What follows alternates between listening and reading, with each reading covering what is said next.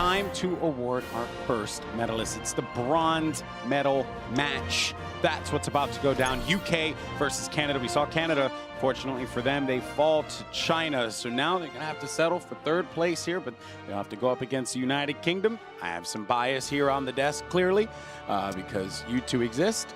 And does that mean you're rooting for us or against us? You know, I don't know. I don't know what you mean, Golden Boy. When have I ever been biased at all? You know what? Never. We're just going to glance past that one. All right, so before we get into the bronze medal breakdown, first, let's check in the pulse. Oh, yeah, the T-Mobile fan pulse. Hey. Brought to you by T-Mobile, America's fastest unlimited network. And let's go into it. See what tweets we got here. And first up, we got China so sturdy. They made agility switch off of Genji on Anubis. Wow. Whew. No, that's not wow. That's whew. Woo. Hashtag Overwatch. Woo. Hashtag Woo, Overwatch. lads. And then we got Leave is the living his best life and making a highlight reel right before our eyes. So much talent in our world. Tell you what, Alex, I'll agree with that, mate. That's quality stuff. I agree as well. I think Leave is fantastic. And Jamerson says Chinese fans instantly answered back with their own chants with no hesitation. Do you know what? We've got Canada against UK next. Neither of them have been able to pull off those chants, so the China wins, I think, just by default.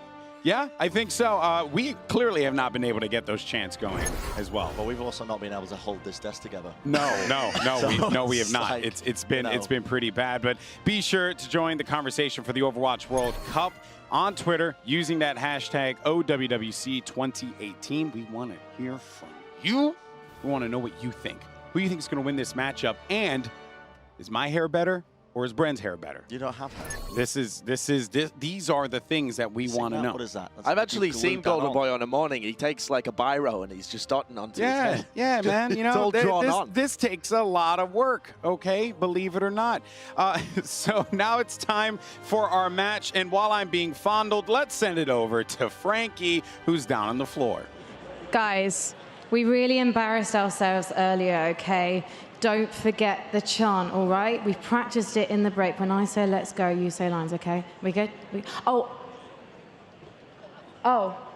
This is awkward. My mic wasn't on, right? You didn't hear me? Because we are clearly the best chanters and we haven't practiced at all. We're natural born chanters. So when I say let's go, you say let's go! Let's go! We are coming for you, Canada. Yes, we are. And I spoke to Coach Hayes after that match against South Korea, and he said the reason the guys lost was because they just didn't adapt to the matchups as well as South Korea did. But I know Canada is good for GOAT, so they're going to be matching them there. But if they need to take out a Farah, they're going to put Smex on it. And Mikey A is loving playing as part of the team. And he says even when victory's in sight, they have to stick to their guns and stick to those strats. If they get hesitant, if they start to play more conservatively, because they can see the payload reaching its final destination, they'll lose it. So these guys are going to be playing aggressive straight out the gates. And do they want this bronze medal? My word, yes they do. Let's go, Lions! All right, so we got the the UK cheering section down. We nailed it. So I think now it's our turn. We can do this, guys. No, please, we can do this. Please, I'm going to be real with you, please. actually. That was very un-British-like because it wasn't disappointing. That's true. That's incredibly true. They had a good job. Yeah. Oh, it made me feel worse because they succeeded. It's just a weird quirk with Britain, you know. We like it gloomy and cloudy and like your weather. Yeah. Sure. Exactly. Or our personalities. Either or. It's this odd country. Well, you know, we're not going to try it because I think if we did, we'd set everyone up for... No, I'm lying. We are. When I say Lions, you say... Let's go. No. Can we actually have a proper... No. Absolutely. No, let's go. Lions. Ale. Let's take a look at the starting lineup here for this matchup. We got Fusion, Smex, Moonbox, Cruz, Mikey A, and Kib. they're going to be rounding out the starting 6 here. Reinforce, bring us back on track, buddy. Bring us back on track. Well, they're going to play a lot of the triple tank and the triple support composition. Yesterday we saw some of the Widowmaker and the Hanzo, but it didn't really go too well for them. So I think we're going to rely a lot on these tanks and these supports to do most of the work for UK. Big question, Jonathan. We have been giving it a lot of props to Fusions. I've seen a lot of people on Twitter giving him props. Does he deserve the credit for these massive Earth Shatters when it's the rest of his team setting him up? All he's doing is pressing Q, no, right? I think he does, because he's the tactical mastermind of the team. He's the one recognizing when the enemy team doesn't have the Zarya shield. He tells Kib, hey, can you set me up for a stun? And he does the countdown, etc. So Fusions does deserve the credit. Main tanks do work. Give us credit. Wow, I felt the desk shake. Oh, word. That was an earth shatter. Hey, hello, Papi. Let's calm down, okay? Okay, great. Well, let's take a look at Team Canada here. And we got XQC, Shereford, Crimzo, Note, Bonnie, and Mangachu.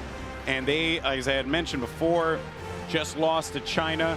They have to be feeling a little bit down on themselves here. But still, though, they have the capability to be able to win this bronze medal match. Brent. Can I be serious for a second? No. Absolutely. Okay. I actually have been pleasantly surprised with Crimzo's performance. Absolutely, yeah. He's actually been pretty good. He's been playing Wow, very, look at very that. well. Another guy without What's Overwatch that? League What's experience that? as well.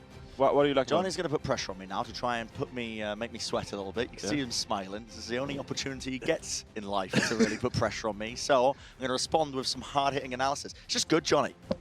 Just good, mate. That was hard. That was hard hitting. That was hard hitting. It hit Johnny I hit it with right my in the notes. face. Some hard-hitting analysis. Hard hitting, pal. All right, predictions. Josh, what do you got? This is going to be a big clash of styles, I think. The UK are going to continue running their triple tank, triple support. I think Canada are going to be scared to match them in that style, and they're going to try and break it. I think... What does that No, sound?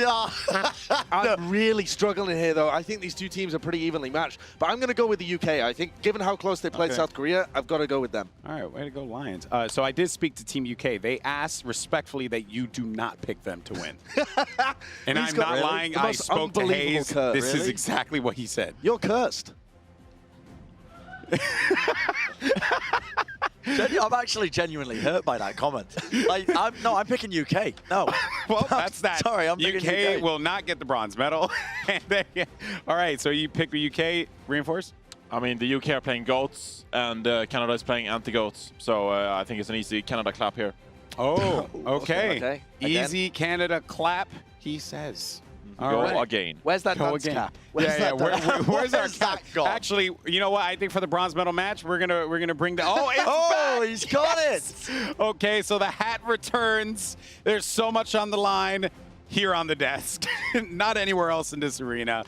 Oh boy. Well, you know what? I think I want to get into the action. I want to find out who's going to wear this hat at the end of it, and who better to bring it in than Puckett and Zoe, who are standing by in the arena. Let's take it home. You guys are having fun back there, but we are having a party out front. How's everybody doing, BlizzCon? Are you ready? It's time for the medal matches. 4 teams left, but only 3 spots on our podium, and it's time to meet our players. Absolutely. So make some noise for Team UK taking to the stage to get that bronze medal home. Coming out first, it's the Slammer with the hammer. Make some noise for Fusions.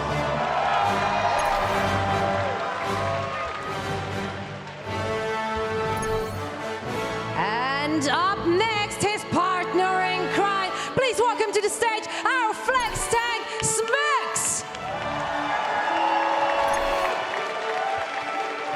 You love him on the Fusion. He looks even better representing the UK. Make some noise for the Boombox. Shoe game on point again now. Make some noise for Cruz. Playing support for this squad, recently picked up by an Overwatch League team himself. Out of the tunnel next, one of my favorites, one of the best players on the stage today. It's Mikey A, the hit scan hero.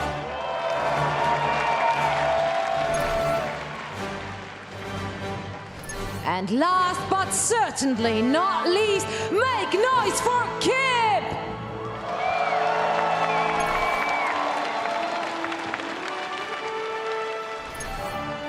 Ladies and gentlemen, one more time, give it up for the United Kingdom.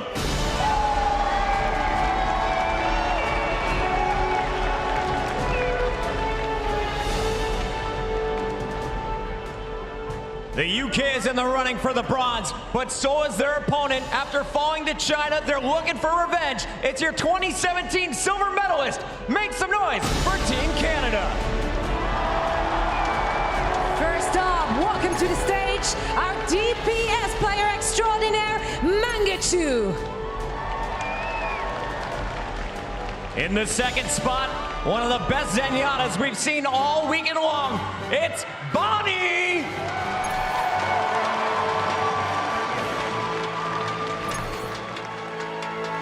Making a name for himself during the first season of the Overwatch League. Please give it up for Node, our flex tank.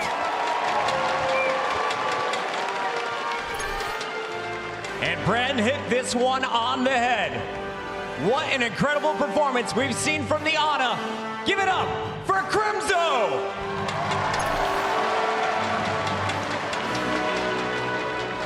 No one wears purple quite like this man. Make some noise for Surefour!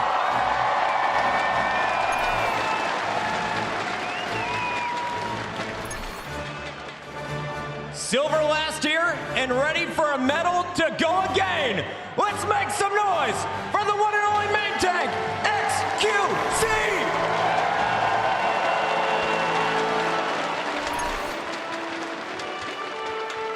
Ladies and gentlemen, one more time, let's hear for the boys up north, Team Canada!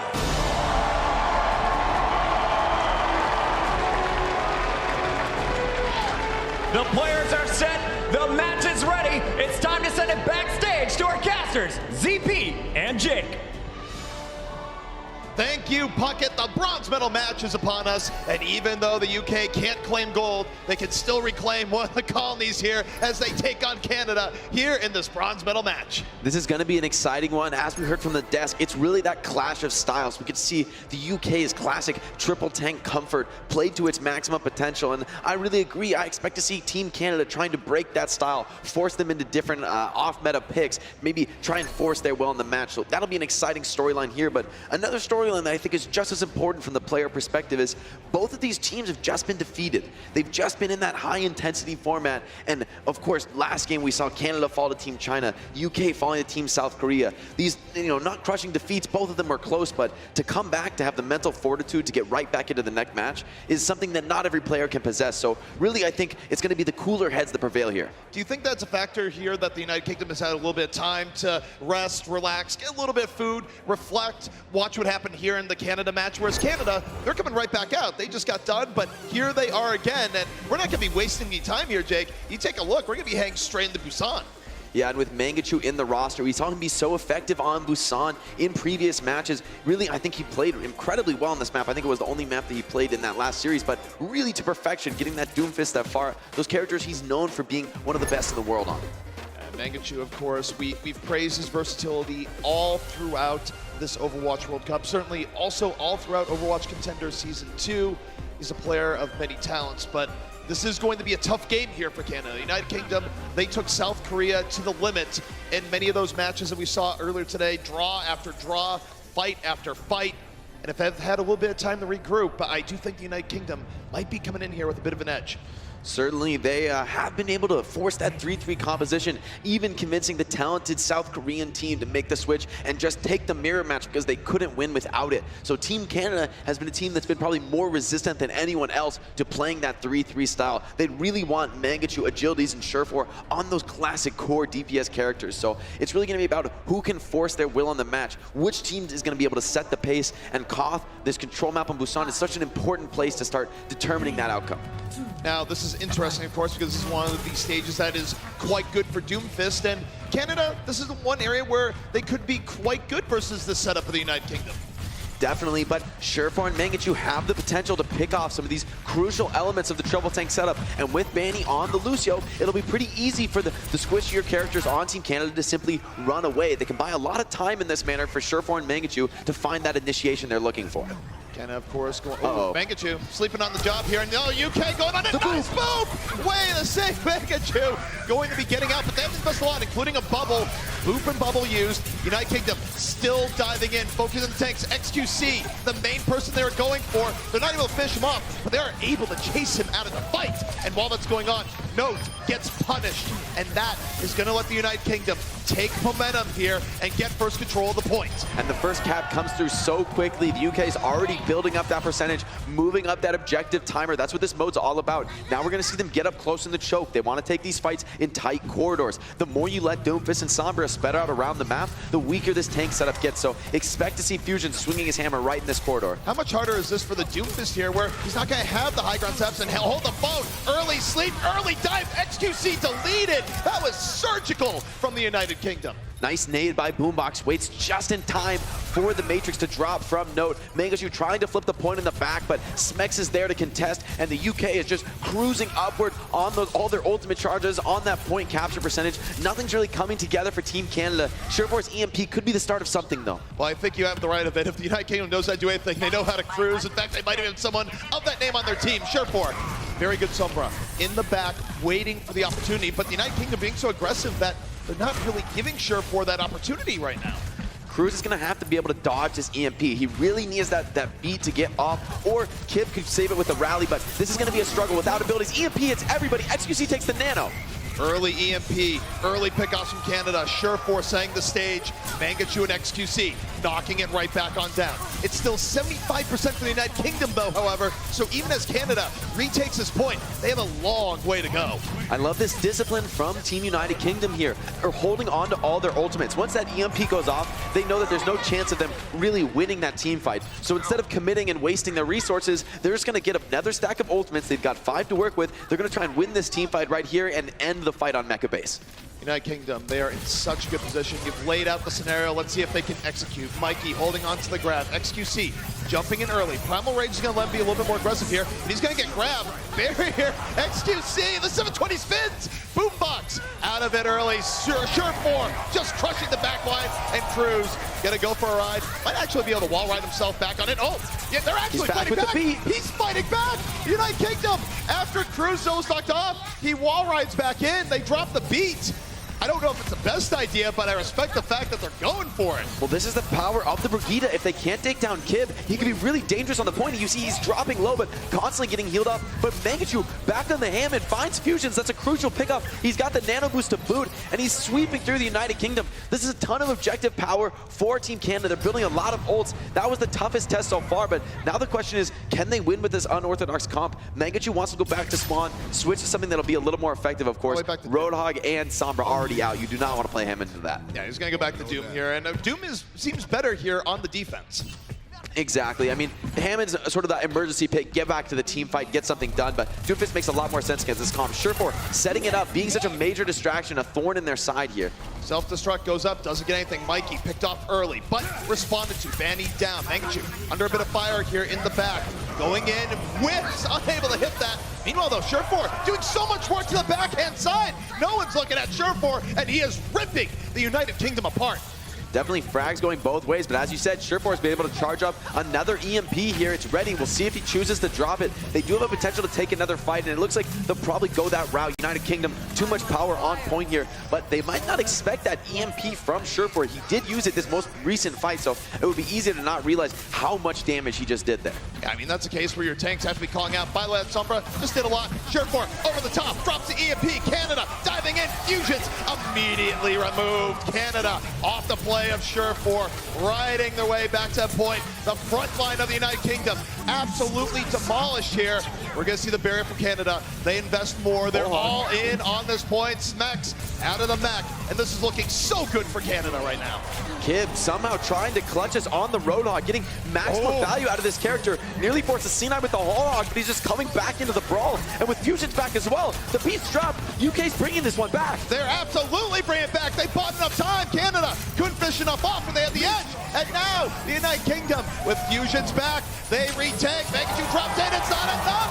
The United Kingdom actually has brought this one back. XQC forced to use Primal just to contest point, but it's so difficult for him to get through these tanks all alone. They're just trying to keep this overtime rolling, but Surefour, he's hacked, he can't get his EMP out. Shattered, and that's Team United Kingdom taking Mega Base. So people are wondering, is this going to be a close series? And we've only been through one round, but that round was 100-99. Doesn't get closer than that to start out a game. I think we've got our answer. This is going to be a close one, a clash of styles. Kib on this Roadhog, making it look like the metagame. Not a character we've seen so much of, but Kib, I would say, more than anyone else in the tournament, has been making it look more than viable. And don't forget here, guys, this bronze medal match is a best 3 out of 5, so it is another best of 5 before we go into our grand final, the gold medal game that will be the best of 7. So a lot of Overwatch still left to play here today in the Overwatch arena at BlizzCon. And from a player's mental perspective, I always feel that that first Koth map is critically important. You know that that final 5th map of the series will also be a Koth. So to win the first one, you kind of set the precedent that you are the control team. So United Kingdom, they certainly want to end this cleanly, coming out with that Hog Summer that was so effective last round. We're going to come right back on out, and Roadhog, a pick that a lot of people think is a bit underpowered right now, but don't tell that to Kib because he has been devastating with it. But oh, what a hog from downtown! It doesn't get longer than that. Kib does it again, and with Sombra out of the fight, it's just pure control right now for United Kingdom, and he almost gets Mangachu just for good measure. Close one there, but it won't matter. The United Kingdom are able to get control of the point. Team Canada, they just can't contest these heavy tanks, especially Kib's Roadhog is just so dangerous. You see XQC forced to sit on the high ground, but now Smex is challenging him. Smex, though, maybe he's overplayed his hand. Mangachu's right over the top, right on the supports, looking to get more. Has the barrage if he needs it. That's Etiva out of mech. He's waiting for it, and now Specs is out. Who's going to stop the barrage out? Who's going to eat all these rockets? And you know what? The rockets come in. Boombox out. The hook, but Mangachu survives. 9 HP, and 9 HP is at 8 bonus at the very end. Canada on the verge of retaking, and they do. And you know what? That DPI switch for XQC, got to respect it. Yeah, XQC using the Primal to close that out. Surefour is off onto the Hanzo. I didn't even notice that. He's already 85% ultimate charge. That's a really impressive team fight from Surefour. He's going to have a tough time here, though, potentially against that Roadhog. That could be dangerous, but they need to shut down Surefour and Mangachu. That's just too much projectile damage to deal with.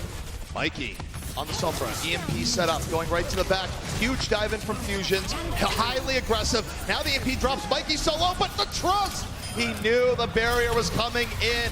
Healed back up, Surefour gone. Man advantage now to the United Kingdom if they could swing back over to the point. They got very far off the point there. The trouble with moving this way with the tanky setup is that you give Farah so much freedom. She's just been raining damage this whole time. Now Banning has a sound barrier, and if Mangachu can get a barrage ready to combo with it, that's a devastating thing to be challenging. No, it's going to get D-Max on Mangachu. The time back has to be soon. What a shatter from Fusions! He does it again. 3. Getting knocked down. Coalescence out from Boombox. United Kingdom will retake the point. The Kib with another hook, cleaning up Mangachu, and in that action, United Kingdom, they managed to flip the point. That's huge. Crucial to set them up, start building that objective, and come back on this city center map. This has been very good for the United Kingdom, but again, even across the board, about to be 50-50 in the most literal sense of the term. Certainly. Surefour's Dragon Strike almost ready, but Note's Self-Destruct really the only tool of note available for Team Canada. So the question is, will Kib be able to shut it down? He's in such a great position on the flank. Tries to snipe Surefour. Note, though, with the save.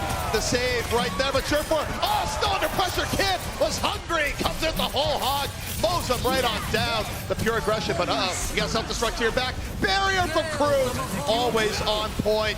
Here comes a Dragon from Surefour, looking for anything here out of the spawn, not gonna get much. Coalescence from Boombox, creating space, dealing with the Mercy. Now 80% for the United Kingdom, 1 fight away. We're at that sort of time threshold where the United Kingdom, they've just been racking up control percentage for this entire 85% consecutively. Canada, they need to do something. They need to get to point. And at this point, they're going to have to sacrifice a player just to get their butt. Mikey A makes a crucial mistake. Dies before the fight. Mangachu wants to barrage this, but Kib's already found Banny. He's going back, but he barrages only into the Diva, completely denied. Specs was there and says, this time I'm going to eat every single rocket. The buffet is mine. Mikey A ends up falling, but it doesn't matter. That instant aggression out of the United Kingdom gets them the major advantage in this team fight, and it might be securing them Busan. Cleanup in action, overtime over, and the United Kingdom takes map 1. Just making it look so good, especially Kim on this Hog, Mikey A on the Sombra. That ability to disable and control those dive tanks has just been so impactful. Even with a player like Note, famous for being incredibly consistent at saving his teammates, protecting them from the opponent plays. You know, he's known as that classic defensive player that enables his team, but really just not able to do it against the Roadhog and the Sombra. That's too many things for one diva to worry about. So Canada, they have to go back to the drawing board. How do you answer this Sombra? You need to be better prepared for the EMPs, and honestly, Kib just needs to get shut down. He's just doing too much on the Roadhog. Oh, no doubt. And I mean, you think about what we saw there, right? Where the multiple threats in play, Mangachu, even though you'd think Afar would have a lot of room, he had to worry about the Diva, he had to worry about the Roadhog, and the two of them together, you wouldn't think of them as really a Afar counter, but man, I guess after dealing with Flood, I kind of put them on the hard mode training regimen because they were able to contain Mangachu a lot better than I would have expected. Yeah, it didn't feel like Mangachu had that same impact on the Pharah. Perhaps you're right, it is the United Kingdom's adjustment that you can really credit that map win to. But I'm just impressed by their ability to play those different styles of triple tank, right? We think of triple tank as a limited composition where, oh, this team only knows how to play this one thing, but changing just one or two characters in that composition actually forces your entire team to adjust the way they play, adjust the way they approach the game. So just because you're a triple tank team, I mean, once you're able to prove, I think, that you can play not just one variant, but 2, 3, 4 variants, that's when you become a lot harder to play against. That's why these teams, you know, Team South Korea, Team China have been so effective, because they have so many tools in the toolkit. And don't forget, guys, your vote does matter. We're watching these great players here come together in a celebration of Overwatch. And sometimes you might want to go, you know what, I want to vote someone for MVP. Well, you know, you go to Twitter, hashtag Team Mobile MVP, favorite player, battle tag, make your vote matter. A lot of great options this match as well as others. We got the gold medal match coming up next. So, I mean, I really feel like there's been so many breakout players that you could consider as the T-Mobile MVP for this tournament. And I don't think it's clear. I mean, a lot of times it does feel like there's that one player who's clearly having a huge impact. But there were so many players that I just never expected to be performing on this level. You know, players without that experience, you know, I thought, oh, well, they can't compete against the best in the world, you know, those proven. But this just goes to show that that up-and-coming talent is really better than you expect. People, you know, hungry to make it, grinding to the top, can actually rise through the ranks and outperform. Oh, no doubt. I mean, look, the world is always changing. New players are coming up, and it is fun to see. But let's take a look at what next map is heading our way, where we'll see. Oh, sorry. We do have stats, actually. Highlights from map 1. Let's take a look. Here we've got Sureforce setting up an EMP. I like that he commits his translocator to this. He knows just how good that EMP is, so he's willing to risk his body to get it, and his team capitalizes perfectly. Mangachu with the nano, so dangerous on this Hammond. He's just so difficult to take down. Yeah, he's very, very good. And of course, take a look at Kib here. Nice hook. And, you know, it's been a while since we've seen Roadhog really be this dominant. Do you think teams have been sleeping on Roadhog, or is Kib just making it look that good? I mean, the trouble with Roadhog is that if you don't hit these hooks, you're kind of a liability to your team, but when you are hitting them, you are an incredibly high potential character. Here's Smex completely shutting down the barrage. That's great diva play there, textbook really. So of course, with these teams, we have seen quite a bit of substitutions over the course of it, especially in Canada. Let's take a look at what subs are coming in here. And likely, yep, it's gonna be Agilities coming on in. And you know, you compare Agilities and Mangachu. Agilities, definitely someone who is very, very good with Genji. Certainly an area that Mangachu tends to lack in, but there is an upside and downside to both of these players. Certainly, I mean, they have somewhat overlapping hero pools, as all projectile players ultimately do in Overwatch, but really I think of Agilities as this incredibly quick character. On Doofus and Genji, he's just so consistently reliable in those fast, chaotic scenarios that really, I mean, they need to be able to win those scenarios, right? Because that's where UK has also shined. So I think Agilities makes a lot of sense, opens up that Genji to them, maybe even a Tracer or a Widow. No doubt. Well, take a look here. Next map is going to be a hybrid map in Blizzard World. And again, if you're just tuning in late, where I understand if you want to sleep on a Saturday, normally I would too. Let's take a look at what a hybrid map is. This is hybrid. Two teams face off as either defenders or attackers. The attacking team has a limited amount of time to first capture a payload and then escort it along a set path containing 2 checkpoints. To capture the payload, the attackers need to stand within its range for a set amount of time. Defenders can delay capture progress by also standing in range. The attackers must work together to clear away the defenders. If successful, they score 1 point and gain additional time on the clock. The payload only moves forward when an attacker stands near it. Defenders can delay the payload's movement by standing nearby.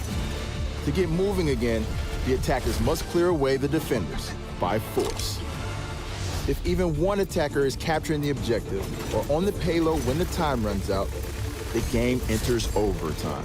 This extends play indefinitely until the attackers are either cleared away or they gain more time by reaching a checkpoint. Every time the payload reaches a checkpoint, the attackers score 1 point and gain additional time on the clock. The round ends when the payload reaches the destination or when time runs out. Teams switch sides each round. Whichever team scores the most points and escorts the payload farthest wins. So we're not quite hanging the ike involved, but we are heading into Blizzard World. And this is the map choice here of Canada. So Jake, I want to know, what about Blizzard World might play a little bit more to Canada's style? Well, if I'm Team Canada here, the reason I would pick Blizzard World, more than playing to your own style, is trying to pull your enemies out of their comfort zone. We've seen how strong the United Kingdom is on those Reinhardt setups, but on a map like Blizzard World, it can be tough to make those work on anything but last point. First and second are so wide open, there's so much high ground surrounding and flanking potential that it's really difficult to just catch up to the enemy with your Reinhardt. So potentially forcing the United Kingdom to play a dive style that they aren't quite as comfortable on, I like that play from Canada. Bring them into your wheelhouse, don't go to theirs. So you do make sense here, because you take a look at the United Kingdom, they are going very heavy dive, but you think back to Volskaya, Kib was able to make this Hammond work very well, and okay, they're swapping. They didn't like what they see. Kib goes, you know what, I don't want to roll around, I just want to walk around with this big chain. Interesting, they're going to go back to this Roadhog Sombra setup. Gives them a lot of possibilities to get picks more than anything. Kib, though, still, they're thinking it over. They see the comp fully now, see the enemy lineup, and going to make another adjustment. I love this high-level play right here, just deciding what they think is most effective. This, I think, is a perfect choice. The only difference between their compositions are their Moira and Rein. It's going to give them a way better brawling potential on point, and it's going to be really rough for XQC to actually challenge that death ball. Even getting close is really risky against that Brigade stun. And what it means also is that XQC is very likely to get focused when he moves in, and he sees the danger. He's taking his time. Cruzo down early. That means XQC going to be a little bit more aggressive. Reinhardt just going to the water, not quite, but man, was it close. In Canada now, feeling pretty good about where they're at. The United Kingdom being down to Lucio early really limits their mobility, as Penny on the opposite side just going off. And he's picking up a ton of frags on Lucio, farming up that beat. So important here, such a crucial tool in this tankier setup. Canada making that work, I'm surprised. I think part of the problem is that United Kingdom, they have to go so far to climb that close, tight staircase just to get to these, you know, Zenyatas, Lucios, and Brigidas on the high ground. And you're just asking to be booped off the map at that point. So Canada playing this high ground really well, understands that they don't want to challenge the Rhine on the low ground, but up on their castle, they're a lot more powerful. Now the scary part here for the United Kingdom heading on in, Crimso's going to have that super quick transcend to Canada. They're being highly aggro here. They're going on in. They want a good old brawl, but XQC might bit off more than they can chew. Almost falls. Doesn't have Primal Rage up. Immediately has to back up. But fusions again!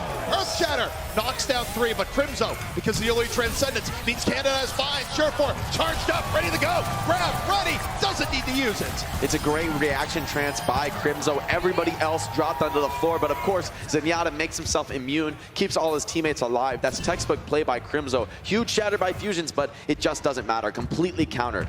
And look at Surefour. He's going to be sneaky here with this next draft. I like this positioning. United Kingdom has shown that they want to wrap and climb onto the high ground. So if they do the same thing again, they will pass right in front of the waiting Surefour. Smex, how big of a brain would it be if he was able to devour Surefour's grab here? Also, one of the main victory conditions for United Kingdom as they move forward into Surefour. Coming off the side, no chance of eating that one. Picks up 3, the follow through, it's there. Self-destructed the back for good measure. Probably wasn't even needed, but hey, they didn't know that at the time. Surefour's flank, successful. Canada doing such a great job of being conservative with ultimates. They only have to expend 2 of them. There's Zarya and D.Va ults to clean up that team fight. United Kingdom, they haven't really even been able to get their ults off. It feels like Canada always taking the initiation, beating this composition by controlling the pace of the fight. If Fusion is able to actually get on point and get Mikey A to high energy, things could get dicey for Canada, but so far Canada has just prevented that win condition flawlessly.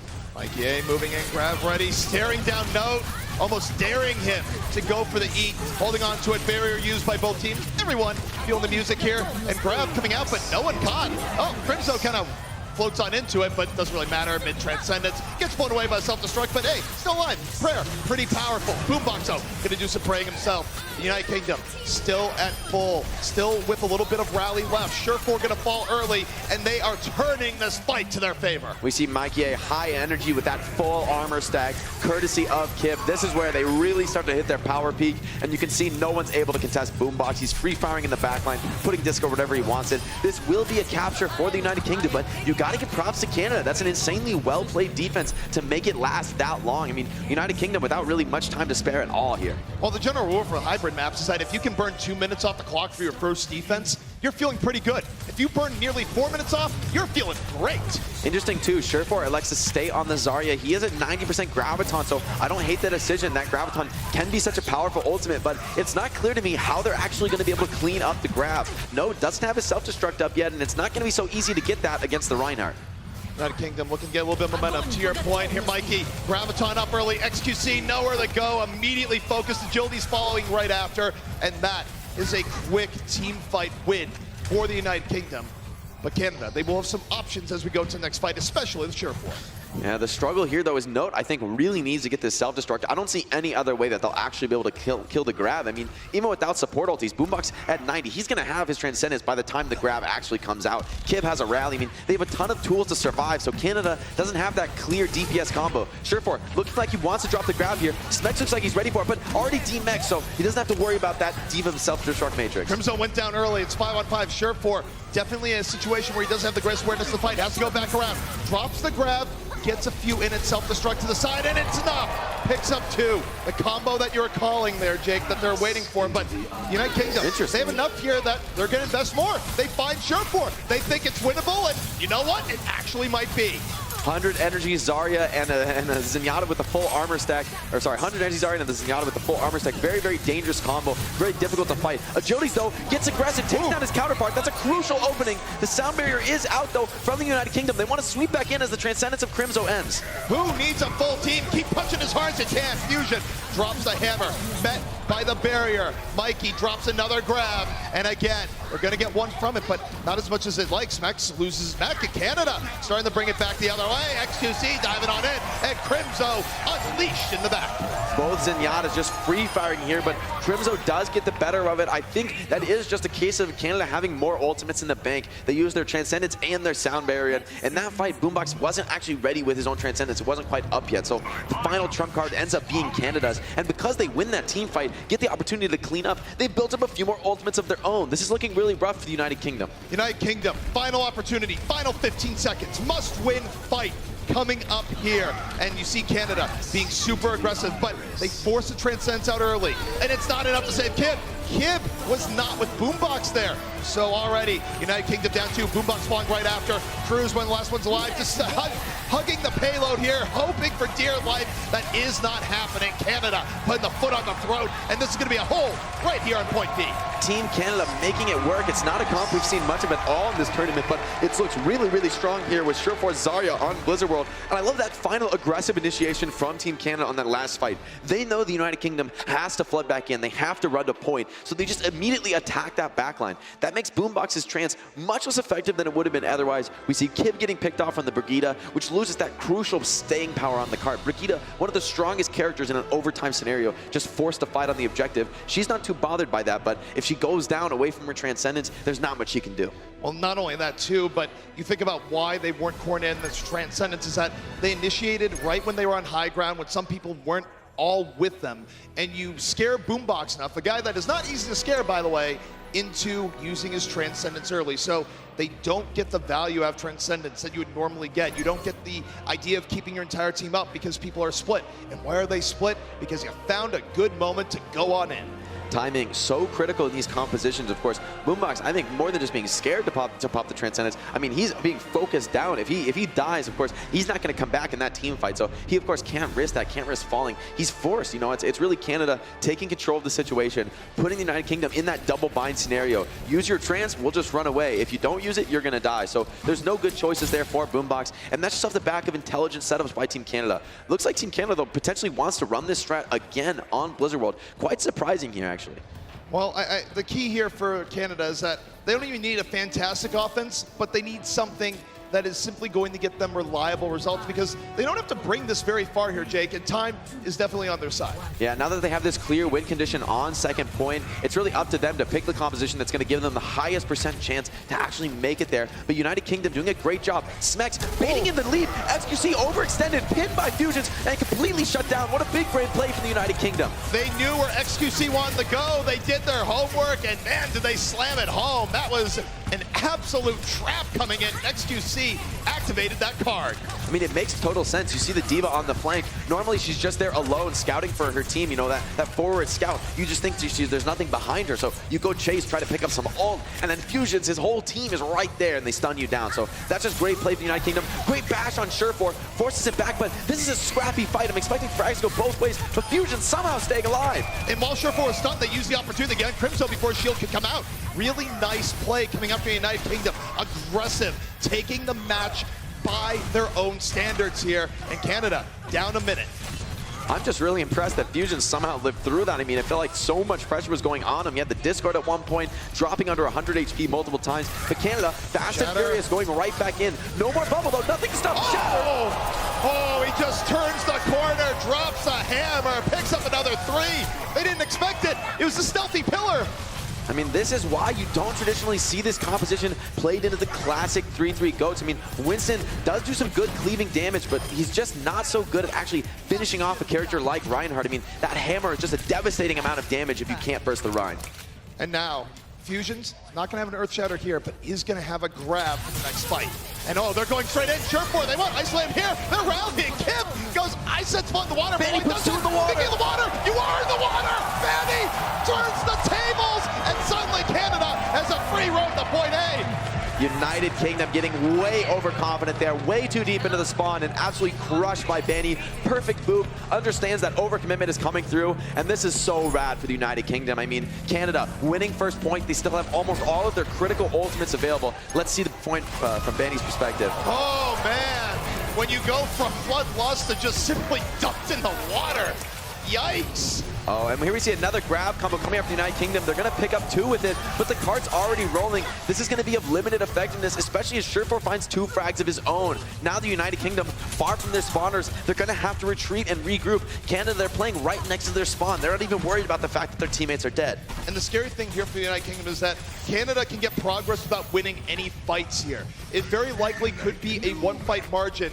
in about another minute and a half, which is still going to leave them with 2 minutes to get that fight. United Kingdom must be perfect. They dive on over. Fusions healed up just in the nick of time. He got low. They wanted it real bad there, but now he's healed back up. He has the shatter, drops it again.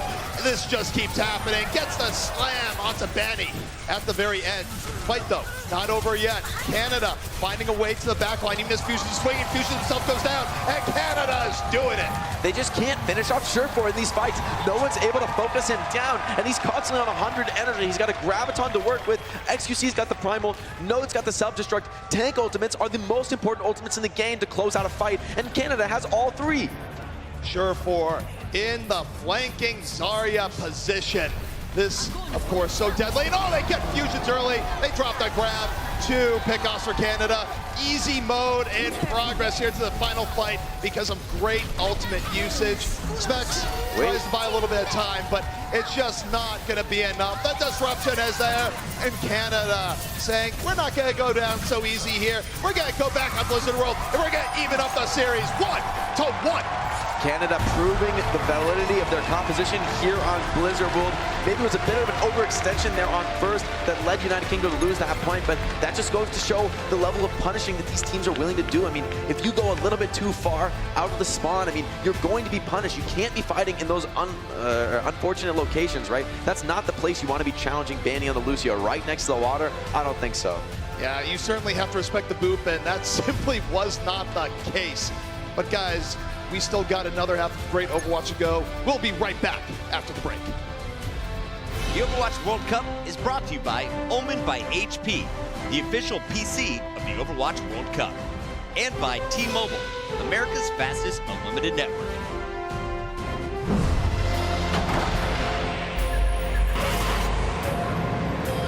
They don't just play for a team.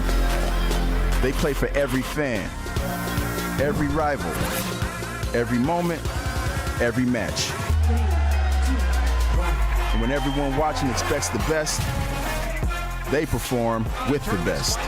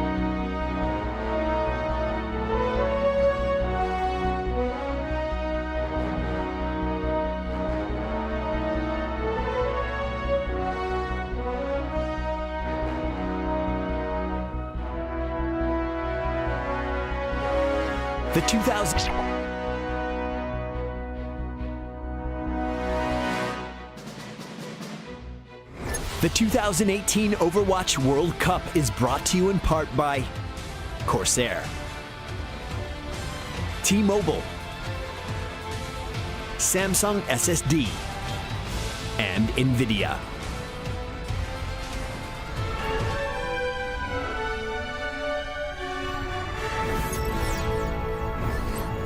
Welcome back, everyone, to the half here for our bronze medal match between the United Kingdom and Canada. You got Golden Boy, Brand, Reinforce, and Sideshow.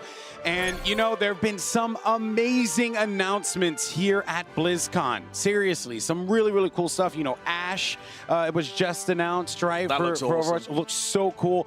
But none was bigger than the Lucio O's. That's right. The official Overwatch cereal, the Lucio O's. Unbelievable. They do look pretty incredible. I never thought I'd see they're the really day. good. They're really good. They I are actually really had a chance to taste them. You told me to stop eating them, Yep. but I had a chance to taste them, and they were pretty darn good. Well, Golden have you? Boy. Has anyone else had the Lucio O's? No, but I happen to have a bowl and a spoon right here. Oh, boy. So what could I try? I think that's the friendly local milkman as well. Okay. Could I get some milk? Oh, they're always on time with the deliveries. And Hey, Kevin, don't All forget right. to, don't forget to sanitize. All Can I right. Okay. Thank you. Yeah. So As always, you. Whoa, whoa! What are you doing? Whoa! How else do you know how much cereal to put in? You actually are an animal. That's how Stop. Why do you put them? Stop right, stop. No, What do you mean? no. No, that's how you do it. Have you never had cereal? This is how you do You it. never pour the milk first, people. This is a crime. This is how you're supposed to do it. The milk goes in so that you know Where how did he much get another cereal headset to pour. from? Give me this. Can you hear me? Good. This is it. I don't know. I don't know if it works. Who knows? Stop. No. Awful idea. All right, let me just pour this back. Hey, at least you could trust him. Oh, God, this is risky. Okay. Why? What are you doing to my I'm cereal? showing you how to do it properly. All right. the- Cereal first. Why? Okay? That doesn't make sense. You're... Stop. Cereal first. They do okay? look delicious, They are honestly. wonderful. Would you like a little taste test? Sure. There you go. Oh, wow. They are actually really tasty. They are, yeah, they're really good. Okay, then the milk after. Yes. Okay. But how do you know if you have the right amount of milk for the cereal? It doesn't matter. I eat a lot of cereal. Yeah. I'm an expert on it, some would say. All right, I'll so leave it to just the leave expert, it to I me, guess. okay? So that's All a right, decent thank amount. Why? Lean yourself in. I don't want to Okay. mess this up. All right. Thank you. What is Okay. going on right now? You ready? Yeah. Okay.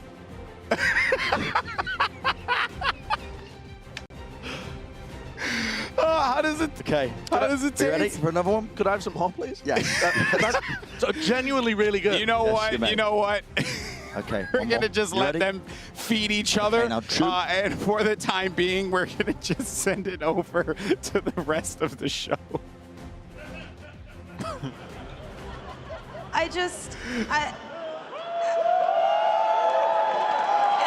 So, you had a comment about that, didn't you, Jane? And I thought you chugging a gallon of maple syrup was the most disgusting thing I'd see all day. Nope, never when it comes to those two. It's just only can go up from here. But anyway, now that we have an interview to do, I have to ask you, did China pull out anything that you guys were kind of surprised about, that you weren't really expecting? Well, I honestly hope that China surprised everyone here with how well they were doing.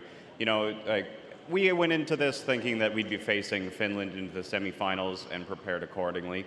But China has always had a lot of talent, and you know, maybe the Shanghai Dragons weren't able to, you know, demonstrate how much talent actually is in China. But to see a Chinese squad actually kind of just pull it out and do some amazing stuff on stage, that was really impressive to see. And you know, we prepared for Finland, but even taking a look at the game between Finland and China, you know, there last night, a different China showed up today than did yesterday. So they're even more adaptable and more versatile than even I thought. So props to the Chinese squad, and I can't wait to see more of them in the next season in the Overwatch League. Absolutely, absolutely. And, you know, every team, their goal when they come here is probably to make it to gold, but I know that you are incredibly proud of your boys for what they've done. So let's just give you a chance to just pile on the love and talk about how much you love the Canadian boys. Well, don't mind if I do then. Well, you know, starting out, you got like XQC and Surefour. They're such proven monstrous talents on their role. You know, there's no question they belong here. You know, they're on the squad. They've shown everyone just how good players they are. And then if you're having, you know, Agilities and Banny, who are already extremely talented players on their role, but through their time with T Canada, you know, we deepened their role. Banny's Lucio, holy smokes, it's been amazing this weekend. And then Agility's Doomfist, you know, we brought it up to be one of the best in the league, and I think that shows. And then a huge shout out going to, you know, Mangachu and Crimzo, not in the league yet, but I think anyone can agree they deserve their spot. They belong in the league next season. So thank you so much. And let's give another rousing cheer for Team Canada. Everybody in the Canadian section. Yeah. So with that and all that love, and my heart is warmed, and thankfully because of this and not maple syrup or cereal, I'm going to toss it back to the desk. Please. I love you, Note. Aww. Thank you so much. Also, just want to say to the person pouring the maple syrup on the bread, that was weird. Just throwing it out there. You know, I don't know if you guys saw that, but he was still eating his Lucio O's. And we got to get this thing back on track because it's been a little off the rails. And I blame Josh. Analysis. So, analysis. Yeah, you're so excited. All right, like well, let's talk Christmas. about Oasis and Blizzard World. First, here we got Blizzard World, and at this point, UK up 1-0 in the series, but Canada, they were able to bring it right back. Yeah, well, both teams with some nice adaptations, really. We saw on the control map initially that the United Kingdom brought out the Roadhog on Kib and got a lot of value from that. But then we got to Blizzard World, and Canada actually picks this map with XQC playing the Winston. So they're not really playing GOATs. They're not really, I mean, they are playing triple tank, triple support, but XQC is on the Winston and not on the Reinhardt. And that works very, who knows, maybe it's broken, who knows. But it works very efficiently because Boombox on the Zenyatta, he's getting poked a lot by XQC's Winston, and then of course you can drop the Winston bubble and still block the Earth Shatter. Not successful there, but it works in scenarios, and so there's still some kind of threat here from the Canadian lineup. And it worked really well for them. Scherfer got a ton of value, had more damage dealt than Mikey A on the side of the United Kingdom. So Canada, despite saying themselves that they're not a good GOATs team, they bring out the triple tank, triple support with a Winston and make it work. So this series now is going to be very close. I think Team UK, though, we just saw it there. That final highlight. Get rid of them, Johnny. Get rid of them. The final, they are delicious, though. The final highlight that you just saw there, where the entirety of Team UK pushed almost to the spawn of Team Canada and really got punished for it with Banny booping them off. That was an issue for them. They are great when they play this composition aggressively, but you can't get too aggressive to the point where you get punished like that. I think if UK had not made that kind of mistake, it's possible that they would have been able to drag out that defense for a lot longer and have a win condition for the map. Yeah. No, I totally agree with that. Essentially, you stole my point. I still managed. You take one Lucio O's box away, and I'll always have another one on the side. How many boxes do you have? You don't want to know. It's actually really scary here. He's taking it away from me again. Don't worry, I got another one. Let's send it over to the casters now to get right back into the action. Z, Pete, Jake, over to you, fellas. You know, while cereal is still on our mind, I need to really educate everyone as to why Sideshow didn't know what to do with the milk. The reality is that he usually eats his cereal with water. That's right. He's that type of bad man. If you thought you felt disgusted before, I don't know what you should be feeling now.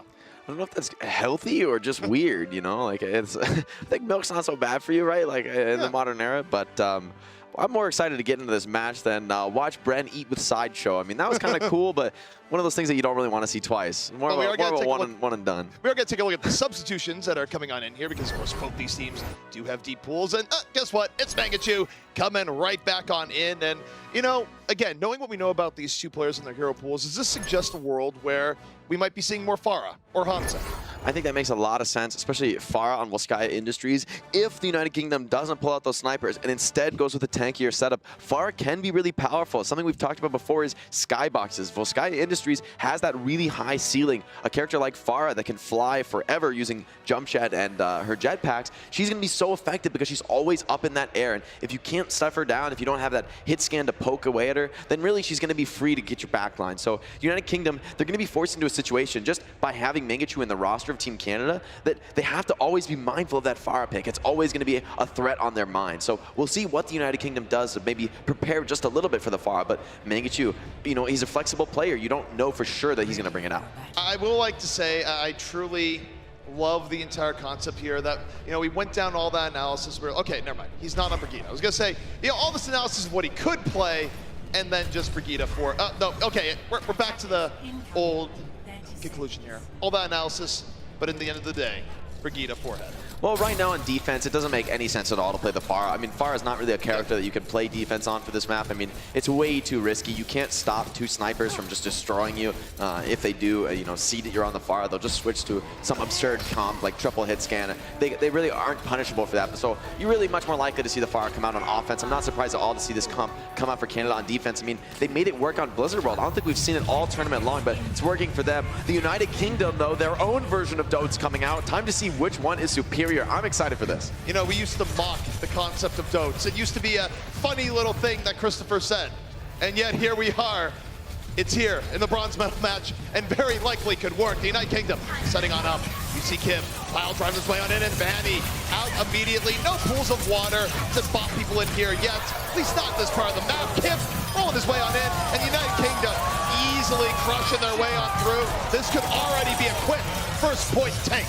Looks like we know who has the superior goats. I mean, or dotes, excuse me. All that unblockable damage. You got Kib coming in with the slam, the stun and combo from Mikey A. And then, of course, you've got Discord, you've got Winston and D.Va all adding onto that. And all that unblockable damage makes it really hard for Note to do his job and actually protect his supports. Surefour is going to experience the same thing. When you have a slam targeting 3 players, who are you going to bubble? How do you make that decision? It's not easy. So United Kingdom proving right now, at least so far, that this composition seemed better. I'm really excited to see how Kib initiates this fight, though. Looks like he's looking for a setup. Kib waiting for the rest of his team to get on the high ground. Gonna swing on over, looking for anything. Crypto, good enough. Dives on in, gets up. What a play from Kib. Immediately deletes the Zen. 3 setups here from the UK. Note is down. The front line is done. Zen is out of the fight. And now it's time to take up residence here on Point B. Canada in a world of hurt. This is the same map that the United Kingdom started to batter USA into submission, and they're looking just as strong on it now. The beat's online. Boombox will have his Transcendence by the time it ends, going to keep his entire team alive. The Trance does come out from Crimson, but Boombox has the final word, and there's no more support elements that can come out from Team Canada. But it was a little bit of a late Transcendence. It wasn't time to save Fusions. He's out of the fight. Kib, though, says time to drop some mines here in the point. XQC walking right into it, falling off. And now Mangachu going for the little bit of a spin. The washing machine delay. Is he going to be able to get away? No, not quite. Mikey A chases it down. United Kingdom already with 2.5 ticks. Surefour drops EMP, hoping for a little bit of turnabout, and they might have done it. They dealt the 2 frontline tanks, and Canada is going to hold it back, but not without suffering a whole lot of point damage. Somehow managing to come back. That huge EMP off of the, added to that is the pin from XQC picking up Cruz. So crucial pickouts. Canada barely staying alive in this one. They're going to look like they want to make some swaps here, want to respond a little bit better to the Dotes, but United Kingdom already back on that classic 3-3 setup. They want to get that Zarya online, build up for energy, and Canada, without their own Zarya, this is going to be rough for XQC. Mangachu does swap, but he's not there in time, and it's United Kingdom already on point. This is such a threatening aggression from them. XQC has the Discord on, and the beat has to come out so early. Yeah, Canada dropping the beat right away, trying to take the initiative away from the United Kingdom, but the United Kingdom, they feel pretty good. They heal back up, they drop the rally, they rotate right back into Canada. Meanwhile, you gotta look to the shadows here. XQC goes so ridiculously deep. He's close to a shatter. He immediately drops it, but Crimzo out of the fight. XQC doesn't get what he's looking for. The United Kingdom, they just shrug it off, and now they can go back in. No shatter to worry about, and now firm control once more from the United Kingdom. This is something I want to highlight so much from Boombox. I mean, just watch XQC. It feels like he has the Discord on him 24/7. Boombox gives him no respite, and that's 4 minutes 38 on the clock as United Kingdom finishes the cap, showing why they picked Volskaya Industries, looking so clean on that offense. And because of so much of Canada relying on XQC for those initiations, because he is a more aggressive tank than the norm in many situations, when you have that Zen there and you can make XQC take more damage, you can sort of plan your gameplay around isolating him, it can be very effective. And, you know, it's past the point now where we can actually talk about this, but in team interviews, when we talk to teams about, well, how do you want to handle Canada, a lot of them said, you know what, we're going to focus XQC. We think that's a path to victory, and it's not because XQC is a bad player, it's because he's a good player, and you isolate him and take him away from the fight. Especially main tanks that are aggressive, that are known for that aggression. If you're going to support your main tank better and maybe have that whole team coalesce around him a little bit better, if XQC is even one step out of position, you know, he's going to get bashed, his shield's going to go down, the Discord's going to be applied to him, and it just won't be coming off anytime soon. So XQC is going to have to be a little bit more conservative to stay alive against Boombox. I mean, he's constantly focusing him on that Discord. Here, though, we see the United Kingdom come out with this double sniper setup. That's kind of exactly what I expect from them on this defense. This is not so simple to play the 3-3 setup into. Winston, I think, will be a lot more effective than Rhine, but they need to be finding kills because they don't have the Rhine shield. There's no way that they can just stand on point long enough to threaten the capture. They must take down Kib and Mikey A. And with the Boombox on the Ana, it's going to be tough to actually finish off any of these kills. We've seen Canada have some damage problems in the past with this comp. It's going to be very interesting, and look, you want to talk about damage, they would rely on Surefour quite a bit here. He has been absolutely a beast on Zarya the entire series long, and Canada likely going to have to call on him again. Certainly, he's going to need to get energized here, but it won't be so simple. Kib probably needs to have a little bit of trigger discipline on the Hanzo, make sure that he doesn't feed too much energy, but Mikey and Kib are just going to be constantly poking them down. You see XQC already forced out, can't risk jumping into a headshot there after his bubble's deployed. And Surefour going over to the Hammond here, getting rid of the Zarya, not going to have the shield, but we'll have some more initiation. Pile drives on in, but Note just getting demeched early. Kib so deadly with those arrows, already about 50% towards the Dragon Strike. And the United Kingdom, they're wounded here, Jake, but they're not falling. I like the comp that Canada brings out. I think this triple tank dive setup is really great against the double sniper. They're going to switch off. They're going to give it up, but I don't quite agree with that. I think the Hammond is a strong pick. The initiation didn't really work out there. They kind of lost the Winston before the fight began. But I like this strat too. I mean, Surefour, Mangachu, they're strong snipers in their own right. The only trouble here, though, is that Mikey A has a major wall hack advantage. Surefour, he needs to find something. Not yet. Mikey A, though, 90% on that Emperor site. It's going to be a major advantage for his team if he can get that online. And the fact that Surefour wasn't able to get that pick is big. Now they're well where there's Widow. Oh, Mikey, gotta look over to your left. Doesn't look toward Surefour. He gets the free pickoff. And that is exactly what Canada needed right then and there. Fusion zone can get brought back up. United Kingdom, Kib, super wounded in the back. They lose Fusions and Kib. That's it. Put a fork in him. This point, head to Canada. What plays from Surefour? Surefour denying the United Kingdom snipers all on his own. Just complete domination from him, showing this intense level of understanding of all the angles on Volskaya. That triple window spot is a great spot for defensive snipers. It's where they really want to be at the start of the fight. And Surefour knows that. He comes up peeking and just punishes Mikey A. Mikey A at least does have his infra sight. They do have that opportunity to stabilize. Oh, unlucky. You know, those platforms, truly the real end boss of Overwatch, I'd say. I have complained about those more than most things. But Surefour probably doesn't mind too much. He's got his Inversight coming online soon. Kib's going to make the switch over to the Genji. And Mikey already drops his Inversight. I'd expect Canada to play pretty passive right now. Surefour, though, fearless, knows the Inversight's over, gets a peek of his own, and his walls are online. Yep, he says, you can see me, I can see you. It's all good. I'm going to be looking for some pickoffs right here now. But Crimzo dove on Surefour. Didn't have the opportunity to get the pickoff. And now you see Fusions going deeper. Primal Rage. Goodbye. Fusions making the most out of it there. And United Kingdom getting some sorely needed stability here on point B. That was a great opener by Boombox. He puts the nade on the enemy Ana so that Crimzo can't nade himself to survive. And with a nanoed Winston on top of him, there's just no escape for Crimzo. That's an easy cleanup for Team United Kingdom. They do have to invest a few ultimates, but it looks like Boombox wanted to make the swap anyway. You see that Ana already bio-naded when Fusion gets on him, and then investing the Primal just to guarantee this big cleanup. Now, what do you think about Canada staying on double sniper here? I don't hate it entirely, but it's going to be a little bit rough, I think, especially for Mangachu potentially. It can be hard to play Hanzo into an aggressive dive, but Kib reflects onto Surefour, though. That's going to be a major shutdown. Yeah, it causes the res to come out early. It means that Banny isn't healing early on in this fight. There's a window here for the United Kingdom to move on in, take advantage, and they use that window to punish Crimzo. XQC, he invested Primal Rage here, but it hasn't been the most ideal fight because what happened in the backline. But he gets both supports. Yeah, both supports down. It's an opportunity. No one's going to heal Fusions out. Canada moving forward. XQC took a risk, and it's paying off. And you look at Kib. Now he's getting healed up, holding on to the blade. Judgment time. When do you want to use it? Not now, apparently. He needs to wait, but he doesn't have much more time. I like this play, though. They're trying to commit, trying to get the full hold. Kib, though, he needs to use this blade. He's getting jumped on too aggressively. Feels like his HP's already too low. He really can't find anything, can't go in. So low HP. Surefour is just cleaning up the backline, picking off player after player, just sitting back on that high ground. Canada looking to be in total control here. And Kib had no choice, was poked down, didn't have heals. It was a tough situation. Was able to find Mangachu, but again, it's the United Kingdom losing player after player here. Canada keeping the pressure up. And yet, United Kingdom still fighting. Mikey's still on the point, but you see Canada starting to reconvene back over. They just need a few more pickups, but the delay from the United Kingdom has been quite good.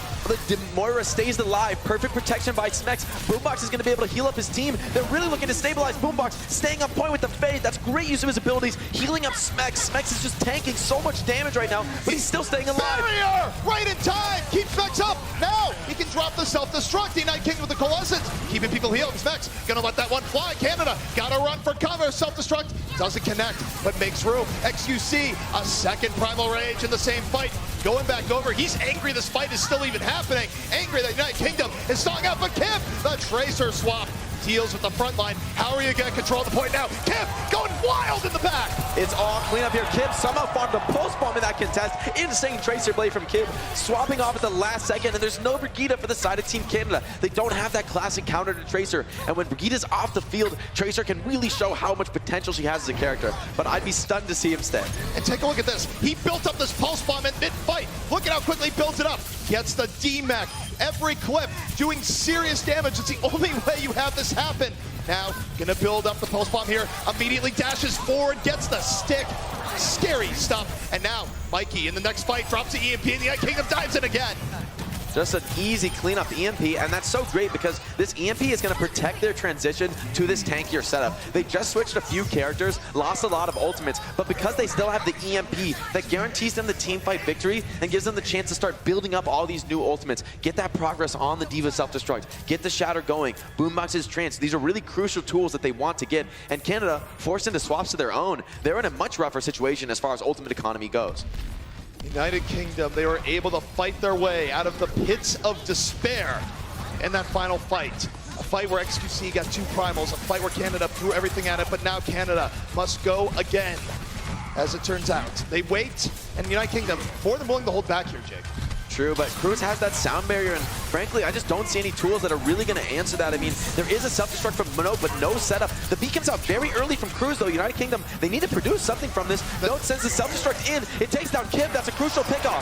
XQC, though, able to deal with fusions now. Boombox has to do the emergency transcends. He didn't really want to use it here, but because the beat didn't get anything, they have to invest what they have. And yeah, they're going to repel Canada, but Jake, it came at a cost. Mikey A on such high energy, chasing deep here, wants to finish charging this Graviton, has a pretty significant lead over Surefour, and we're nearing that final fight territory. United Kingdom, all they have to do is work this to overtime, and they at least guarantee themselves a draw here on Volskaya, more than likely a win, so things are looking grim for Team Canada. They need to make this next push count. Canada down to the final minute. It means that Crimso's transcendence here needs to be at the right time. Exactly, there is that Primal Rage available for XQC. Maybe he can split someone off, take them off the map. He needs to make a play of that size to secure this point for his team. Grab on Just Note, that's a fearless grab. Grab comes in, Trans comes out. That's how Canada able to stay alive with that. XQC deep in the back. Primal Rage down to half HP though. Mangachu down, the heart of the Brigida gone. XQC looking for the knockoff. Pinned the other way! Oh man, Fusions was having none of it. And Canada down to the final 30 seconds. Jake, can they even touch the point? I mean, at this point, the best they can do is a draw, get it in overtime, and somehow full hold first. So emotionally, this feels terrible for Canada. I mean, they've been bashing their heads against the wall. I'd be surprised to see them pull it out in this last push, but anything is possible for a team like Team Canada. I mean, they've shown that explosive potential before. They're going to need to do something bigger than they've ever done, though, I think, to make this work. Final 5 seconds. They really do have to worry about getting on some point in time. XQC moving up forward. Surefour, speed boost in, drops the grab. They do get on the point just in the nick of time. Transcends from Boombox out, keeping the United Kingdom up. They layer the support ults. Could be a mistake. United Kingdom, though, fighting back. They don't want to go to extra rounds. They don't want to worry about the draw scenarios. They might end this now. Kimbo down early on. Canada seizing away. 3 pickups for Canada. Their backs against the wall. Not done yet. Looking for a little bit more. Specs gonna get D-Mac, but no. Drops self-destruct last second. Doesn't matter. One more round. Team Canada giving themselves a chance at earning their draw here on Volskaya Industries. Impressive stuff in that final fight, but I have to say, I mean, that's a critical error by the United Kingdom. Using the sound barrier and the transcendence at the same time, both supports have that instant moment in their mind, I've got to protect my team from this grab, so they both drop their support ultis, but layering them like that means that Canada still has their own transcendence. They can bring it in, it's the trump card in the fight. So pretty major mistake by the United Kingdom to even open up that round for Team Canada, but now the question is, can Team Canada capitalize? Can they make this miracle hold on first point? I mean, this is harder than holding first point at the first round, so this is going to have to be something really impressive from Team Canada. And just to clarify why it's harder, it's not even the fact that you have to hold it for an even longer amount of time, 4 minutes versus 4 minutes and 30 some odd seconds. It's also the part where you only need 33%. That changes how you have to defend. It means you don't have the buffer zone that you usually do. Yeah, the ability to threaten capture will be a lot more dangerous for the side of the United Kingdom, and running this highly mobile comp makes that very realistic. I mean, putting just like a Sombra, a Wrecking Ball on the point forces a response out of Team Canada, and it might make them play a little bit more inefficiently, but I do really like what I'm seeing out of Team Canada right now. They're going for something very unconventional, but that's what you have to do to make a miracle hold like this. Playing standard comps, I mean, eventually the United Kingdom will find their way in. This double sniper setup, though, could be enough for Surefour and Mangachu to carry. United Kingdom, a lot of time in their favor. Not much to go. Canada going to be looking for the miracle hold here to keep the series 1-1. Kib diving on in immediately, setting the stage, looking for Mangachu. Heavy pressure in from the United Kingdom early on. And they get Banny! What a pickoff to start things out.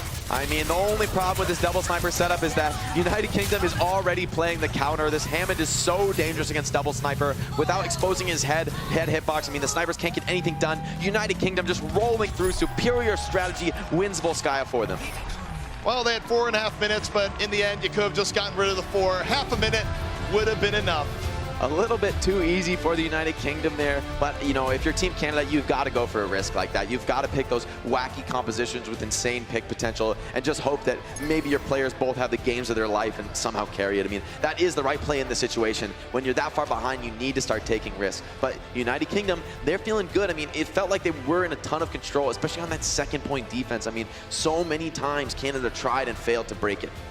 In United Kingdom, they are a team where you've added Fusions on in, and okay, Fusions is going on out.